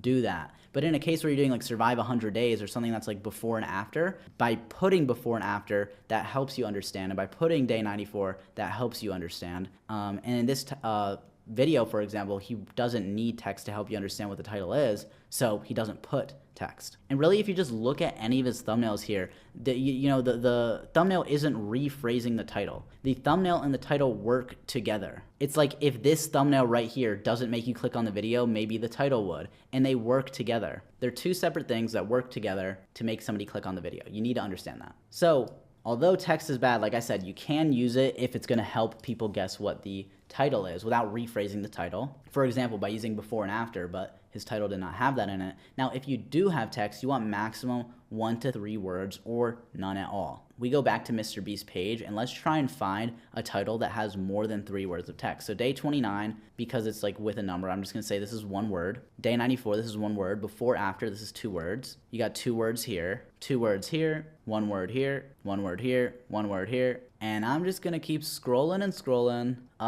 And I have not like scrolled and scrolled like this directly through Mr. Beast's channel. It's not like I used his channel to make everything I know about YouTube, but I know that he knows what he's doing to the point where I would be very surprised if it's the case. No, I thought I saw this and I almost thought, but that's only 2 words. And right here we got eat here, get $10,000, and we have free food. The free food's part of the sign though. So he has 3 words. So, oh, this actually still isn't more than 3 words because this is part of the signage of the building. If you want to count this, sure, but then that took a while to scroll, and even then, I still think that wouldn't actually count, but you get what I mean. Now you want limited subjects. Now subjects are just the main point of your thumbnail. So the subjects can be, mainly it's just gonna be like characters, people or characters or something like that. And you want 1 or 2 subjects. You don't want more than 2, but you can have a group count as 1 subject. So what do I mean by that? Now, if we scroll through any of his videos, this has 2 subjects, right? 2 people here, 2 people here, 2 people here, 1 person here, 2 people here, 2 people here. And those aren't even as good thumbnails. Those are pretty old. Look at his newer thumbnails, which are clearly a lot nicer. You got 2 subjects here, 2 subjects here,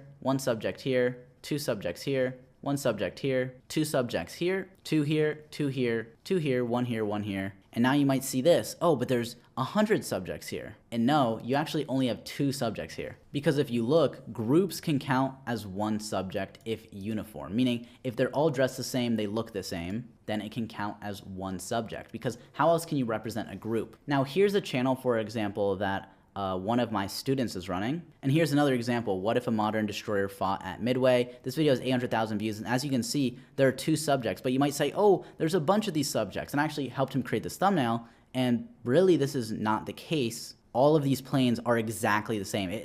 This would be really bad if he did like 20 different types of planes. But this is done on purpose, that they're all the same plane. That's not to be lazy. That's done on purpose. So the planes themselves are 1 subject to show a group. By putting a bunch of these, it's showing a group. Same thing here with these ships. It's showing a group of ships. Same thing here. You got a group of these little, I don't even know what you would call them, but they all are exactly the same. Same here with these planes. Same here with these soldiers. Same here with these boats. So you get what I mean. And if we scroll on Mr. Beast, I'm sure we can find more that have a group to show you what I'm saying. So yes, this is a group. Once again, look here. We have 2 subjects, which is him in the group. This one I would actually almost consider 3 subjects, so he broke this rule a little bit here. But in general, look at these people. They're wearing the exact same pants, shirt, feet, and the only difference is their faces to show that this is a group of people, because this wouldn't make sense with humans to have the same face on all of them, so their clothes are the same. So you can see that this is just 1 subject, and then on the right here you have like less of them, showing that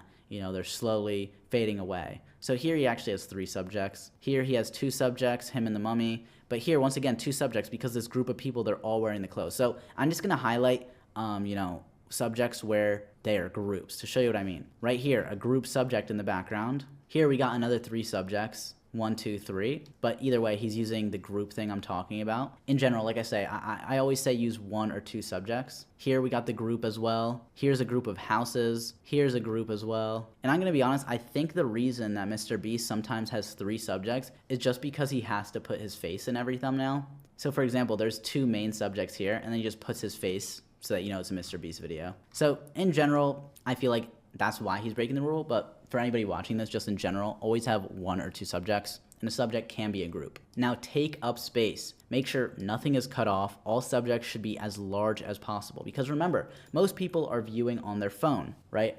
I got my phone right here. A phone is really tiny. when I go on YouTube, look how tiny these thumbnails are from what you're looking at right now. And then it's even tinier if I'm on the suggested of a current video that I'm watching. And some people have even smaller devices than that. Some people have bad vision and a small device. So you gotta keep in mind, make everything as big as possible. So your two subjects should take up space on the screen. There shouldn't be big areas of the screen that aren't taken up. And then at the same time, nothing should be cut off. So going back to Mr. Beast, for example, he's taking up as much space as possible. He has this guy right here, his face is huge, Mr. Beast's face is huge, and he's not like cutting off this guy's head at his forehead or something like that. And if you just look at any of his thumbnails, you'll see what I mean by taking space. Like try and find empty space. Let's say this cheetah thumbnail, right? The cheetah takes up the entire left half of the screen, and the right half of the screen is Mr. Beast and then this car, right? Just he's taking up so much space. There's no empty space in any of these thumbnails. Literally just like, I'm gonna scroll through, try finding empty space. And in none of these does he have like their heads cut off or anything. Obviously he cuts it off at the shoulder level. That's pretty standard.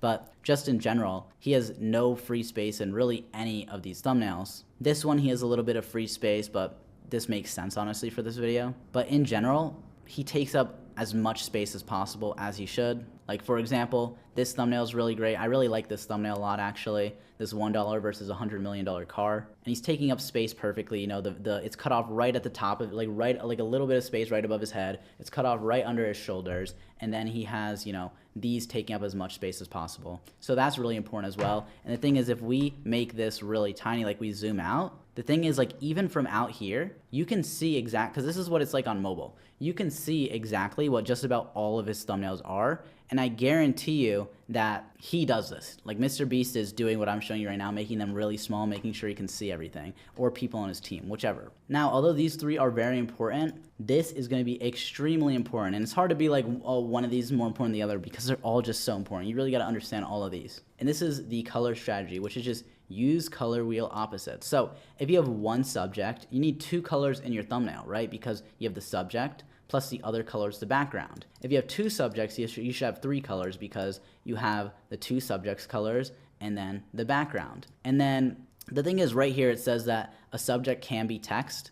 In general, it can be if the text is like, it just depends on the type of thumbnail. In most situations, subjects are going to be objects or people, like how I just showed with the car and him as the person. So text isn't typically a subject. And as a beginner, if you don't understand how that would work, just ignore that because it doesn't really matter. But in general, text can be black, or it can be white, or it can be like white with a black outline. That's pretty standard. But then for your colors, like I said, one subject means two colors, two subjects means three colors. So I'm going to show you exactly how that would work. So I really like this color wheel. Whenever I'm making a thumbnail, I always just have this open on my second monitor. Even though I know this by heart now, I still just have it open because I like the arrows. This just makes everything very easy to understand. So if we open this up here, I'm going to show you exactly how Mr. Beast uses this color wheel. So let's take this thumbnail, for example, right here. Click this video to feed one person. So I can make this thumbnail big here, and we can see the colors he's using is blue, yellow, and red, and then his own shirt is white. Now, why is he doing this? We can use the color wheel to find out. What do you notice about these bagels or whatever? They're very saturated. They're a yellowish color. They're kind of like right in between yellow and orange, but we're gonna say it's yellow because, I mean, they look pretty yellow. And he has, in total in his thumbnail, he has three colors because white isn't gonna count as a color. Obviously, any skin colors aren't gonna count as a color because they're humans. So we got the bowl here, we got the bread here, and we got the shirts. So there's three colors, blue, yellow, and red. Notice something about the color wheel. Blue, yellow, and red almost form this triangle here. So because there's three colors, it's here, here, and here, which are all primary, right? If for some reason this bowl was green, then the kids would probably have purple shirts, and then this bread would be orange. Now, that probably doesn't make sense because super dark orange bread would look a little bit weird, but just to give the example of what I'm trying to say here. Here's another thumbnail here where he has blue and orange. In this, he has two main colors here, which is orange and blue. Notice how orange and blue are exact opposites because he has two colors here instead of three. So that's why he put himself with an orange vest. Now, if we're in a world where water was green for some reason, obviously it's not, but let's say in this world water was green, then he would be wearing a red vest here. Now you can take really any big channel. Here's like the infographic show, for example, and if we load his thumbnail, you can see on the left side here, he has the blue background. On the right side here, he has the orange background because blue and orange are contrasting. Now, just in general, it's pretty simple, right? If you have one subject, have the one subject choose their color, what would make most sense for that, and then make the background the opposite color on the color wheel. If you have two subjects, then do the triangle, right? You want the two subjects, choose your main subject, what color they'd be. Then you have two options for the second subject, choose that, and then the third color would have to be the other, part of the triangle, right? So if your main subject is wearing a green shirt, your background should be red. Realistically, it's probably like you have a red shirt and a green background. If you have two people, right, and one's wearing a blue shirt, one's wearing a red shirt, then you're gonna have a yellow background. So your colors are kind of forced based on how many subjects you have, right? If I have one subject and I don't know what the color to be, but let's say my subject is a blue car, right? If my subject is a blue car, then, and it has to be a blue car, I don't have another choice, then my background has to be orange. Now, if we go back to the Why It Sucks to Be Born As niche, you're gonna see a lot of these thumbnails where you have a white background. And it's not just this niche, but there are many of niches where when you have like these kind of cartoon style thumbnails, or there's just a lot of niches where you'll have a white background. You'll know based on if your competitors are doing this. But if your competitors are doing this, this is where you have the exception where you don't have a background, meaning if you have one subject, choose one color. And then you don't need a contrasting color in that case. If I had a subject, let's say they're wearing pants and a shirt, and I only had one subject because the background was white in the niche that I'm going for, I'd probably make his shirt color and his pants color, this is just a specific scenario, I'd make them opposite colors, right? So if he was wearing a red shirt, then I'd give him green pants. Now, if you have a white background here and you have two subjects, then just make the two subjects opposite of another. One subject should be blue and one subject should be orange, or green and red, or purple and yellow. You get the point. So in general, this is how it works, right? You got one subject, you got two colors, and based on your one subject, your second color has to be the opposite color. Two subjects, then it would be that triangle. But if you're in the case where your niche, you have just a white background, then one subject would be one color, two subjects would be two colors, and they're opposite of each other. Now, just a general tip, your thumbnails must be at minimum the same quality as your competitors. So a lot of people will show me thumbnails and be like, is this a good thumbnail? And I just look at it and I'm honestly just in disbelief that they're even showing it to me. So if you're a beginner, you really don't know, take your competitors' thumbnails and take your thumbnails and show them to just random people. And it's even better to ask people that don't know much about YouTube, for example. So just show both and don't say which one's yours and have them pick which one's better. And if yours isn't getting picked at least 50% of the time, then you are doing something wrong. And if you join the TubeGen Discord server, there's an advice channel in there. So if you want to send a message, I can reply to it. So if anybody wants to just talk to me, but I'm not in there 24/7, obviously. So just in case if you really don't understand, I can always take a look if necessary. But either way, make sure your thumbnails at minimum are the same quality as your competitors, because you got to keep in mind they had the time advantage on you and the fact that their videos are already out and yours aren't. Now, the walk away method, just in general, walk away from your monitor until the thumbnail is tiny.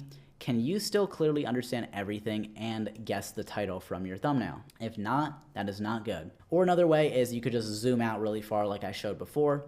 But in general, once you make your thumbnail as well, you should also ask random people, send your thumbnail to random people and be like, can you guess what the title of this video will be based on this thumbnail? And if most people are getting it right, then you know you did a good job. Now we have our niche selected here. So I'm gonna show you guys me making the thumbnail for this niche, but this is completely AI. This niche is completely made with AI, including their thumbnails. So I'm going to just copy my competitors' thumbnails here. And with these AI thumbnails, the thumbnails don't follow exactly the same rules that I just went through because they are sleep story channels. For whatever reason, not every single niche is going to need super colorful thumbnails like this. You know, you're going over something gruesome, something from the past. This type of thumbnail makes more sense. But in general, those rules apply 99% of the time. So in the TubeGen course, I'm going to show the other two channels where I will definitely be going over everything I just showed you. But in order to make a thumbnail, AI thumbnail, you can actually do this on TubeGen, because if you go to AI tools here, you can press on the thumbnail generator, which is how I was loading these thumbnails in.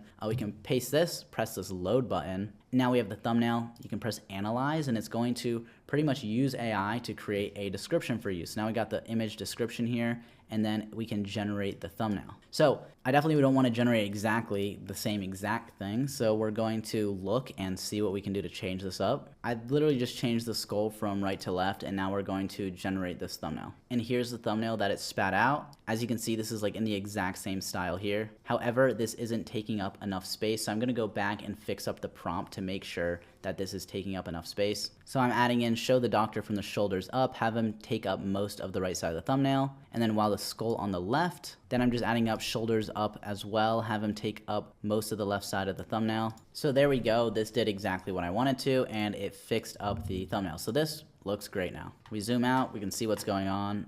This did a great job. And I literally spent less than $1 to generate both of those. So I spent like 50 or something cents like that to generate my thumbnail, and I didn't have to wait for a turnaround time from a thumbnail artist or anything. So this is why this is super great, especially for copying competitors' thumbnails. And this works in literally any niche, assuming it's not using like real people's faces. And even then, we're gonna add that at some point. So now, just because we have the thumbnail done does not mean we are done, because we still have the AVD, which is the average viewer duration. And if your AVD is bad, guess what? You might start getting impressions because you have a good title, and you might get some more impressions because you have a good thumbnail, but you might be getting 1,000 views max if your AVD is just not good.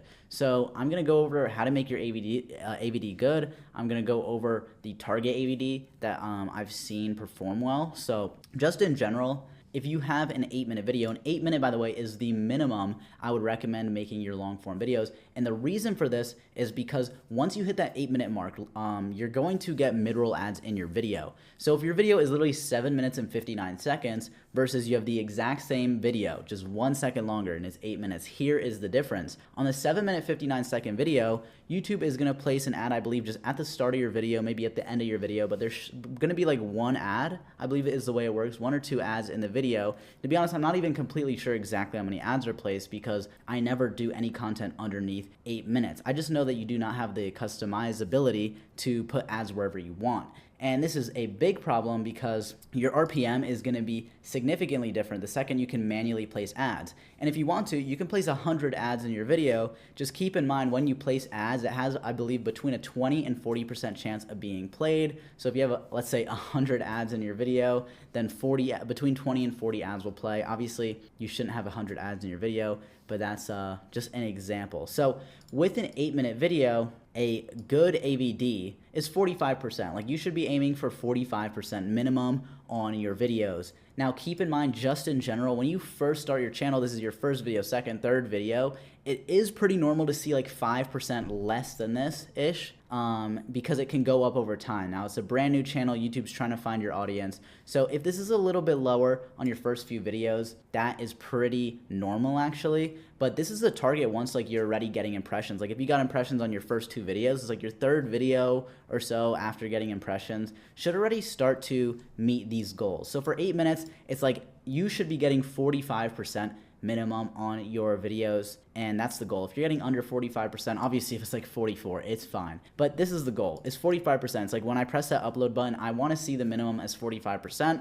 Otherwise, I didn't do a great job. And then 50% would be great. It's like if I have an 8-minute video and I got like a 51% AVD, and that means, especially if I had a good title and a good thumbnail to give me those starting impressions, if I have a 51% AVD, I know the video is gonna blow up because 51% AVD is insane. Like based on your AVD, that's kind of how much your video is gonna blow up. So it's like that's the last stage, and that's the stage that can really expand your video to blow up. So it's like you have a 45% AVD, that's good. This just means it's getting pushed in the algorithm, but it's like if it's 50% and then you pass the first few stages to get into the algorithm here that we just went over, then 50% you're getting shot into the algorithm. Like this is putting you into the algorithm, your video is gonna continue getting recommended. It's not gonna like halt it, right? If you had a bad AVD, your impressions will halt. 45% they'll continue, 50% they are going to skyrocket, right? So with a 15-minute video, you get a little bit more leniency. So I'd say around 40% is good, that's the goal, and 45% is great. You have a 30-minute video, 35% is good,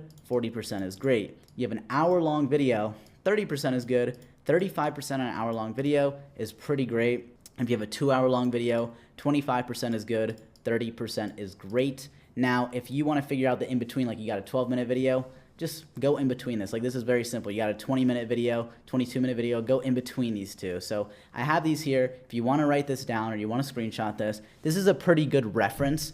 Of course, this is going to depend on your niche as well, right? If your niche just has a really, really high AVD, like your competitors do, then of course these numbers are going to change, but this is pretty standard. So if we're not talking like all these exception rules, this is like 80-90% of channels. So this is what I would say is a good reference point. Now you might be asking, why are longer videos winning here? Like, why on a 120-minute video can I get 30% is great, but then, you know, 45% is only good on an 8-minute video, right? How this is a 15% difference. And it's because right here I wrote, YouTube is more lenient with lower AVD. Now here's the reason why. On longer videos, because viewers still watch more total minutes, aka more ads, right? And if we go to the very start of this whole thing, you know, the core truth is that YouTube makes money primarily through ad revenue, right? So if you're looking at it from a business perspective, their goal is simple: have as many ads watched as possible to maximize revenue. So if you have a 2-hour long video with a great AVD, aka 30%,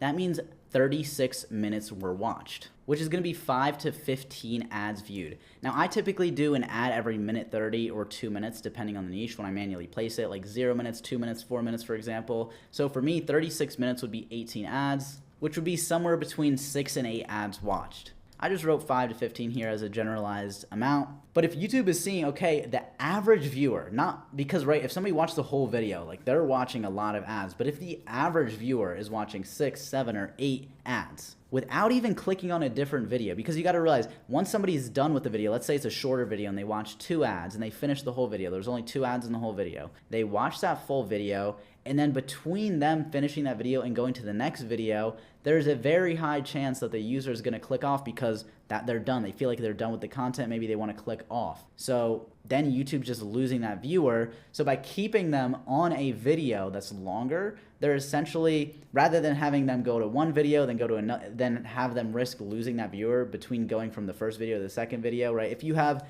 you know, 6 10-minute videos or 20 10-minute videos, there's a much higher chance somebody's going to watch a 2-hour-long video versus 20 10-minute videos in a row, right? So because of that, that is why YouTube really pushes long content. They're more lenient on the AVD, and just in general, YouTube likes pushing long content. Like the longer your content is, the better. And something that I didn't write here, but this is a big mistake I see, because I'll tell people this and they will take this so the wrong way, and they make their scripts longer. They add more filler words. It's like almost like when you're in school and it's like, okay, you got to have a 3,000 word essay and then your essay's 2,500 words, so you just go in and add stuff to your script. No, that is not what you should be doing. You should be copying your competitors, and if you upload longer content than them, you're going to do better. But that's if you add more content, not take the content that you would have had and then just add filler, but adding more content. So let's say you have a 15-minute video. You don't just go in and make that 15-minute video longer by just adding more to the script. You add another section to the script, so you add more content. So pretty much what you should be doing is, just in general, if you want a good AVD, you need good pacing. So you need to be able to create videos where it's not filler content, like everything is like snap, snap, snap, getting to the point. It's whatever your topic's about. You know, your video is not filler words, it's not filler content that doesn't relate to the video. You just add as much content as you can, and your goal should be to squish that as much as possible, because the more rapid paced your content is, the better the AVD is. So if you can take a topic, let's say we're doing the history of America, we want to take the entirety of the history of America and make that as small as possible. And if we can make it as small as possible, like it literally cannot be shorter, otherwise we would just be losing content. That's kind of the goal. So if your competitors do 15-minute long videos and you can get enough information on the history of America where when you squeeze it down all the way, it's 20 minutes, that's the goal. You don't do a 15-minute video and then try to extend it. That's a really bad idea, because then you'll get low AVD and you think you're cheating the system because YouTube likes longer videos, and then because your AVD is bad, it doesn't matter that your video was longer. And just in general, title and thumbnail do impact your AVD, because when your video delivers exactly what the title and thumbnail promises, viewers stick around longer, which that's not a surprise, right? You get better retention. If the thumbnail, the title work together, right? It's not like a totally different thumbnail to the title, and then that's what the video is about. If everything, all three of those actually work together, and aren't like separate entities that are totally unrelated, then guess what? If somebody is seeing the title they press on the video, and the video is exactly what the title said, they're going to stick around. And if somebody only looked at the thumbnail and pressed on the video and it's exactly what they thought it'd be, they're going to stick around. But guess what? If they click on it and it's not what they expected, they're going to click off, which even if a lot of people end up watching your video, when you have kind of thumbnails or titles that are misleading to what your video is actually about, what ends up happening is, yes, maybe even if your content's good, a lot of people will watch the full video, but enough people will just click off in the first 10 seconds that your AVD is going to lower a lot, because it's the average, right? It's the average viewer duration, not just the one time who viewed the most video duration. Is the average. So if you got 100,000 views, that's accounting for people who watch half the video, the full video, just the first 10 seconds. So you got to keep that in mind, which is why your hook is really important, because if your hook is so bad that people are clicking off in the first 10 seconds of your video, that's just impacting your AVD so negatively. Now, how do you structure your content? Well, this is pretty similar to the thumbnails. Literally just copy everything your competitors are doing. And in a niche like the AI niche that I just showed you guys, I'm going to start, and I'm going to show you guys me creating that video. But what I'm about to say doesn't apply to the niche I just showed you guys. But in general, like if it's a 10-minute long niche, like the niche has average 10-minute videos or 20-minute long videos, I'm not even joking the amount of times where I will get a Google document or a physical notepad and I'll watch their entire video multiple times. I'll watch like their most popular video, or I'll watch their outlier video, right? You sort by latest and then watch the outlier video. And what I'll do is I'll watch the first minute and I'll write 0 to 60 seconds. Here's what happened. Here's what happened. And I do that for enough of their videos, multiple videos. I'll look at maybe 2, 3, 4 of their outlier videos, and I'll try and find the structure. Okay, their intro is all, on average from 0 to 10 seconds of the video. It's only 10-second long intro. Then the first segment of their video, the first part of the topic they're talking about, is 10 seconds to, let's say, 1 minute in. Then topic 2 is from 1 minute to 3 minutes 47. Like I am telling you, I do all of that. I add extra notes, like they do this little editing gimmick every like 30 seconds. They do this, and like the more you do it, right? You take 3 or 4 of their outlier videos, and this might sound like BS, but I guarantee you, to whoever's watching and is taking this business seriously, the people that do this are going to succeed. And if you don't do this, there's a much lower chance that you succeed. I mean, if you're this far into the video, maybe you're good anyways, but trust me, if you do this, you'll see a big difference. I promise you, I've done this several times, and I write out as detailed as I can all the sections, everything that happens, all the little things I can notice, and then I analyze all of the documents and create a structured template, and that's going to be sent to, if I have an editor, the editor, or it's going to be used for myself when I go and create videos. And the goal is literally to just copy your competitors' style exactly, because if they're getting views, they're doing something right with their AVD. So if we can mimic their AVD, then we should be good, right? Now, inside of TubeGen's niche finder, what I can actually do is I can actually just search up his channel @ So I just took his @ here because I lost it. I refreshed the niche finder. You can search up the channel, and we still have this similar channels button. If we want, we can press this. But what I really like is this button right here, copy style. Now, if you have niches that you want to bookmark, you can bookmark them to see how they're doing, let's say by their next upload or whatever. And then, you know, once you're back in your search here, you can check the bookmarks. But pretty much right here, there's this button here that says copy style. And when I press this, it's going to load for like 10 seconds because it's doing something really cool. Now it says successfully created style. I can't even pronounce this because it's not in English. But now we go to AI tools, go to the YouTube automator, or you could just press on this right here, the logo. And this takes us here. Now, if I press on this red style button, I have a lot of styles here, and you can create a new style and, you know, put in the name, add in reference videos. And this is pretty much going to download all of their YouTube transcripts, look at their latest videos, their outlier videos as well, and it's going to pretty much create a style that has the same word count, uses a similar AI voice, and pretty much you can make the style yourself. You can name your style whatever you want, add reference videos, and it's going to copy their scripts, you know, put whatever word count you want. But by copying their style, it actually makes the style for me. So if I press the edit button here, this is what it automatically did. It put the style name as a channel, it put the word count to their average word count, it put the right language, and it even chose a voice for me that's the most similar to their voice, and it put their 2 best outlier videos right here, and it just did everything for me. Like, I didn't have to do anything. Like, literally, I just went here, and boom, I can already go and create my script. Now I'm gonna press on here, press generate title by channel URL, and I literally just copy and paste their channel URL and put this right here. Now this gives me a bunch of titles, but honestly, because I have no idea what these titles say, I don't want to, you know, try and read them. So I'm just gonna go to his channel, go to his latest videos, and go to his latest outlier video, which we already discussed was this one. We already created the thumbnail for it, right? We have the thumbnail right here. And then I'm just going to, because you can manually put in a title, you don't have to use the title generator. It's more of, you know, if you just feel like it. We can turn on web search or whatever we want. And if we want to listen as well, by the way, to this voice, I'll play it so you guys can hear it. Atme ein, alles weich und sanft. And just so you guys have a generalized idea, for an entire like 2 to 3 hour long video, the estimated script credits with premium, this is less than, this is like $2.50 for the entire script. Imagine you tried getting an actual scriptwriter. Just for reference, an average scriptwriter pays like, costs I think typically I do around $20 to $30 per 1,000 words. So if it was $25, that'd be $425 for the script. Obviously, this guy's not using a script writer either. He's definitely using AI. Maybe he's using TubeGen, to be honest with you. But then all we have to do is generate. So literally it was so quick. I went from the niche finder, right? I copied the style by pressing the button. Then all I did is press the style. Now this is green. And then I copy and pasted his title. So from going to the niche finder, I got to this point. You could do this if you wanted to in less than 10 seconds. Obviously, you should be double checking stuff, making sure you like the style, voice, and all that. But I'm just saying, like, it's pretty quick. And then all you have to do is press this generate button. No prompt needed, no nothing, because TubeGen does everything for you, including reading their transcripts, making yours exactly the same. Within 10 seconds of me pressing the generate button, it's already like 1,000 words in. And it writes pretty quick. We're already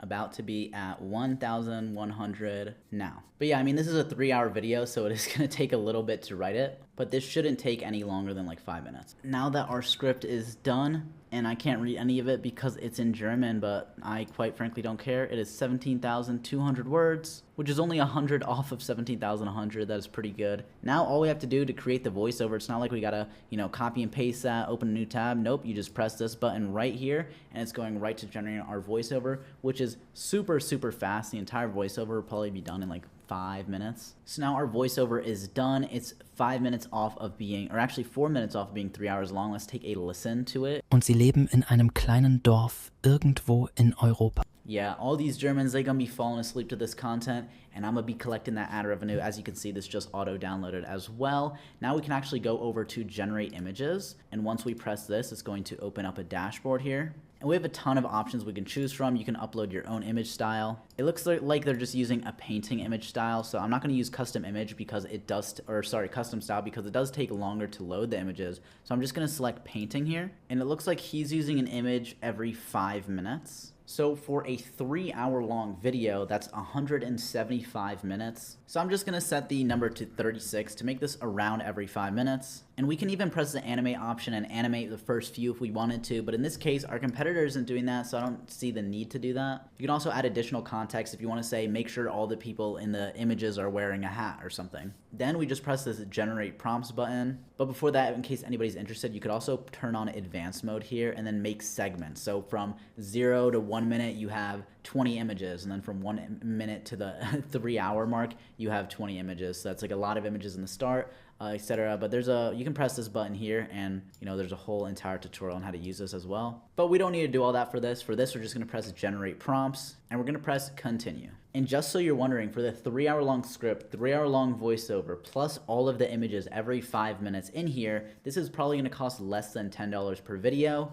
Even if we uploaded a video every single day, which our competitor here is not doing at all. He's uploading a video once or twice a week. So in this case, that twice a week would be, maybe $20 a week. This would be less than $100 a month to run. If I want to do every day, this would be maybe $300 a month to run. And this guy's channel has probably made like 15 grand or something like that. And it's barely 2 months old at this point. So, the profit margin there, somebody do the math, it's got to be like very, very high, because 10% of 3,000 is 300. So it is like significantly over 90%. It's like 97%. So pretty much what that generate prompts button did is, first of all, it gives us our very first image here. It also gives us the prompt it used to create this image. So if we want to, we can press download image, or we can press regenerate, and we can type in the prompt here or change it, you know what I mean? And if you press this arrow here, it tells you what part of the script you're using. So it uses this whole section. Keep in mind, if you did an image every 5 seconds, it would be like 1 sentence per image, but because this is 5 minutes, it's summarizing this entire section into 1 image. I don't know what it says because it's in German, like I said. I'm gonna stop saying that, but this would be in English if you did an English channel. And then if you want to, this is pretty much to say, hey, do you like this image, or do you want to go back because, you pretty much just spent like 1 cent doing this? Or, do you like it and you generate the rest? If you want to as well, you can press the arrow here, just read the script that it's a part of the script that it's using, and you can change the prompt if you want. So if you can pretty much view the timestamp, so this is from 4:33 to 8:41, you can view the timestamps, view the part of the script, change the prompting. But in my case, I already know that this platform works, and this is a very simple type of channel, so I don't really need to do all that. I can just go ahead and press generate 35 more images, and now it's gonna take all these prompts, generate the images for me, and it's actually gonna time them out for me. And if you don't know what that means, you're about to find out once this is done generating, which it's already 42% done. Because it's only 36 images, this is going to take less than 1 minute, 100% to generate all of them. And if I scroll here, I can actually see all the images now. I can regenerate whichever ones I want. If I want to change up the prompting, I can press here and it shows me which part of the script. It tells me the timestamp. And now imagine, for example, if I want to put this from 2702.10 to 3233.99, and I have 36 of these. Now imagine I had 200 images, like I was doing a faster paced video. I'd have to go in my editor, do from 0 seconds to 7.39, and that would probably take multiple hours, which is why we have this render videos button, which pretty much when you press this, it's going to take all of the images and make it this time length. So it's going to make, you know, this image, for example, it's going to make it what? It's going to make it 5 minutes, 21 seconds, and 89 milliseconds, or whatever the exact number is. And it's going to render all them out, so then that way I'll have a folder of all these just images that are now turned into exactly timed videos. And then you can literally just drag all of the videos into your video editor and it will be perfectly timed to match your voiceover. Now, after pressing that render videos button, we get a bunch of different things inside of this folder. So this videos folder, however, is going to have what we're looking for. Now, obviously you get all this other stuff, which you might not need, of course, besides the voiceover, but we already downloaded that before. So this is all pretty much just backup stuff in case you need it. So we go in this videos tab and then we are going to literally just drag and drop this, right? We're going to drag and drop it. And as you can see, this is now in my timeline. You can use any editor for this. We're actually going to be creating a TubeGen editor soon, so you don't even have to have an editor. But this could be on DaVinci, this could be Premiere Pro, Sony Vegas, literally any editing software. It really doesn't matter because you're just putting this stuff together. Now let's just grab our voiceover from this folder. I mean, we have it in our downloads as well, but this works too. And as you can see, now that I dragged it in, this is at the exact same ending point. And although this is perfectly timed, so as you can see, if I play this, this is what it's going to look like. Stellen Sie sich vor, es ist das Jahr 1300. Now what I'm going to do personally is look for one of these longer videos here. Let's say this one. And in most editors, you can do this where we can take the scale, add a timer, the position, and then just go to the end of this. And then we can maybe make this, you know, 135, so it's zoomed in. And we can make it go to the top left, for example, like that. And now if I mute the audio and just like skim through this slowly, it's slowly zooming in and moving just to have something for the viewer to look at, you know, just so it's not a flat image. And then we can just copy and paste this motion. Once again, like I said, once we have a video editor in TubeGen, you will be able to do this as well, just with the simple press of a button. But let's paste that. And now, as you can see, if I skim through this whole video, it's going between. And then it's as simple as pressing, for Premiere at least, pressing Control D. And now what that does is that makes it so everything is faded into each other. So as you can see, if I go over this, it now fades. So everything's zooming in and it fades. If I go over it slowly, you can see. And I think that took less than 15 seconds to add all the effects and transitions, and the whole video is done. Now I would export it, but I'm going to show you guys just what this looks like with this slowly moving and with the, you know, the voiceover and the fade in. So it looks like this. Stellen Sie sich vor, es ist das Jahr 1347. And as you can see, I'm not going to play the whole thing, but it would slowly, it's moving very slow, of course, because these images are pretty much a few minutes long each. But now, as you can see, we have a whole 3-hour long video, and it's not like it took us 3 hours to make that video. It took us 15 minutes to make the whole 3-hour long video, including going from finding the niche, pressing on, you know, create style, etc. And as I mentioned before, with a TubeGen subscription comes with a 2 times longer version of this video where I go in things even more in depth. So this channel was made entirely with TubeGen. I'm going to be showing a niche that, you know, you can hire an editor for, how to hire an editor. I'll show you live how to do all that stuff. And like I said, this all comes with a subscription. And the most important thing, I'm going to be showing you some stuff that I probably can't even say on YouTube. So I couldn't post it here if I wanted to. And it's pretty much secret methods that you can use to pretty much boost your videos into the algorithm, number 1.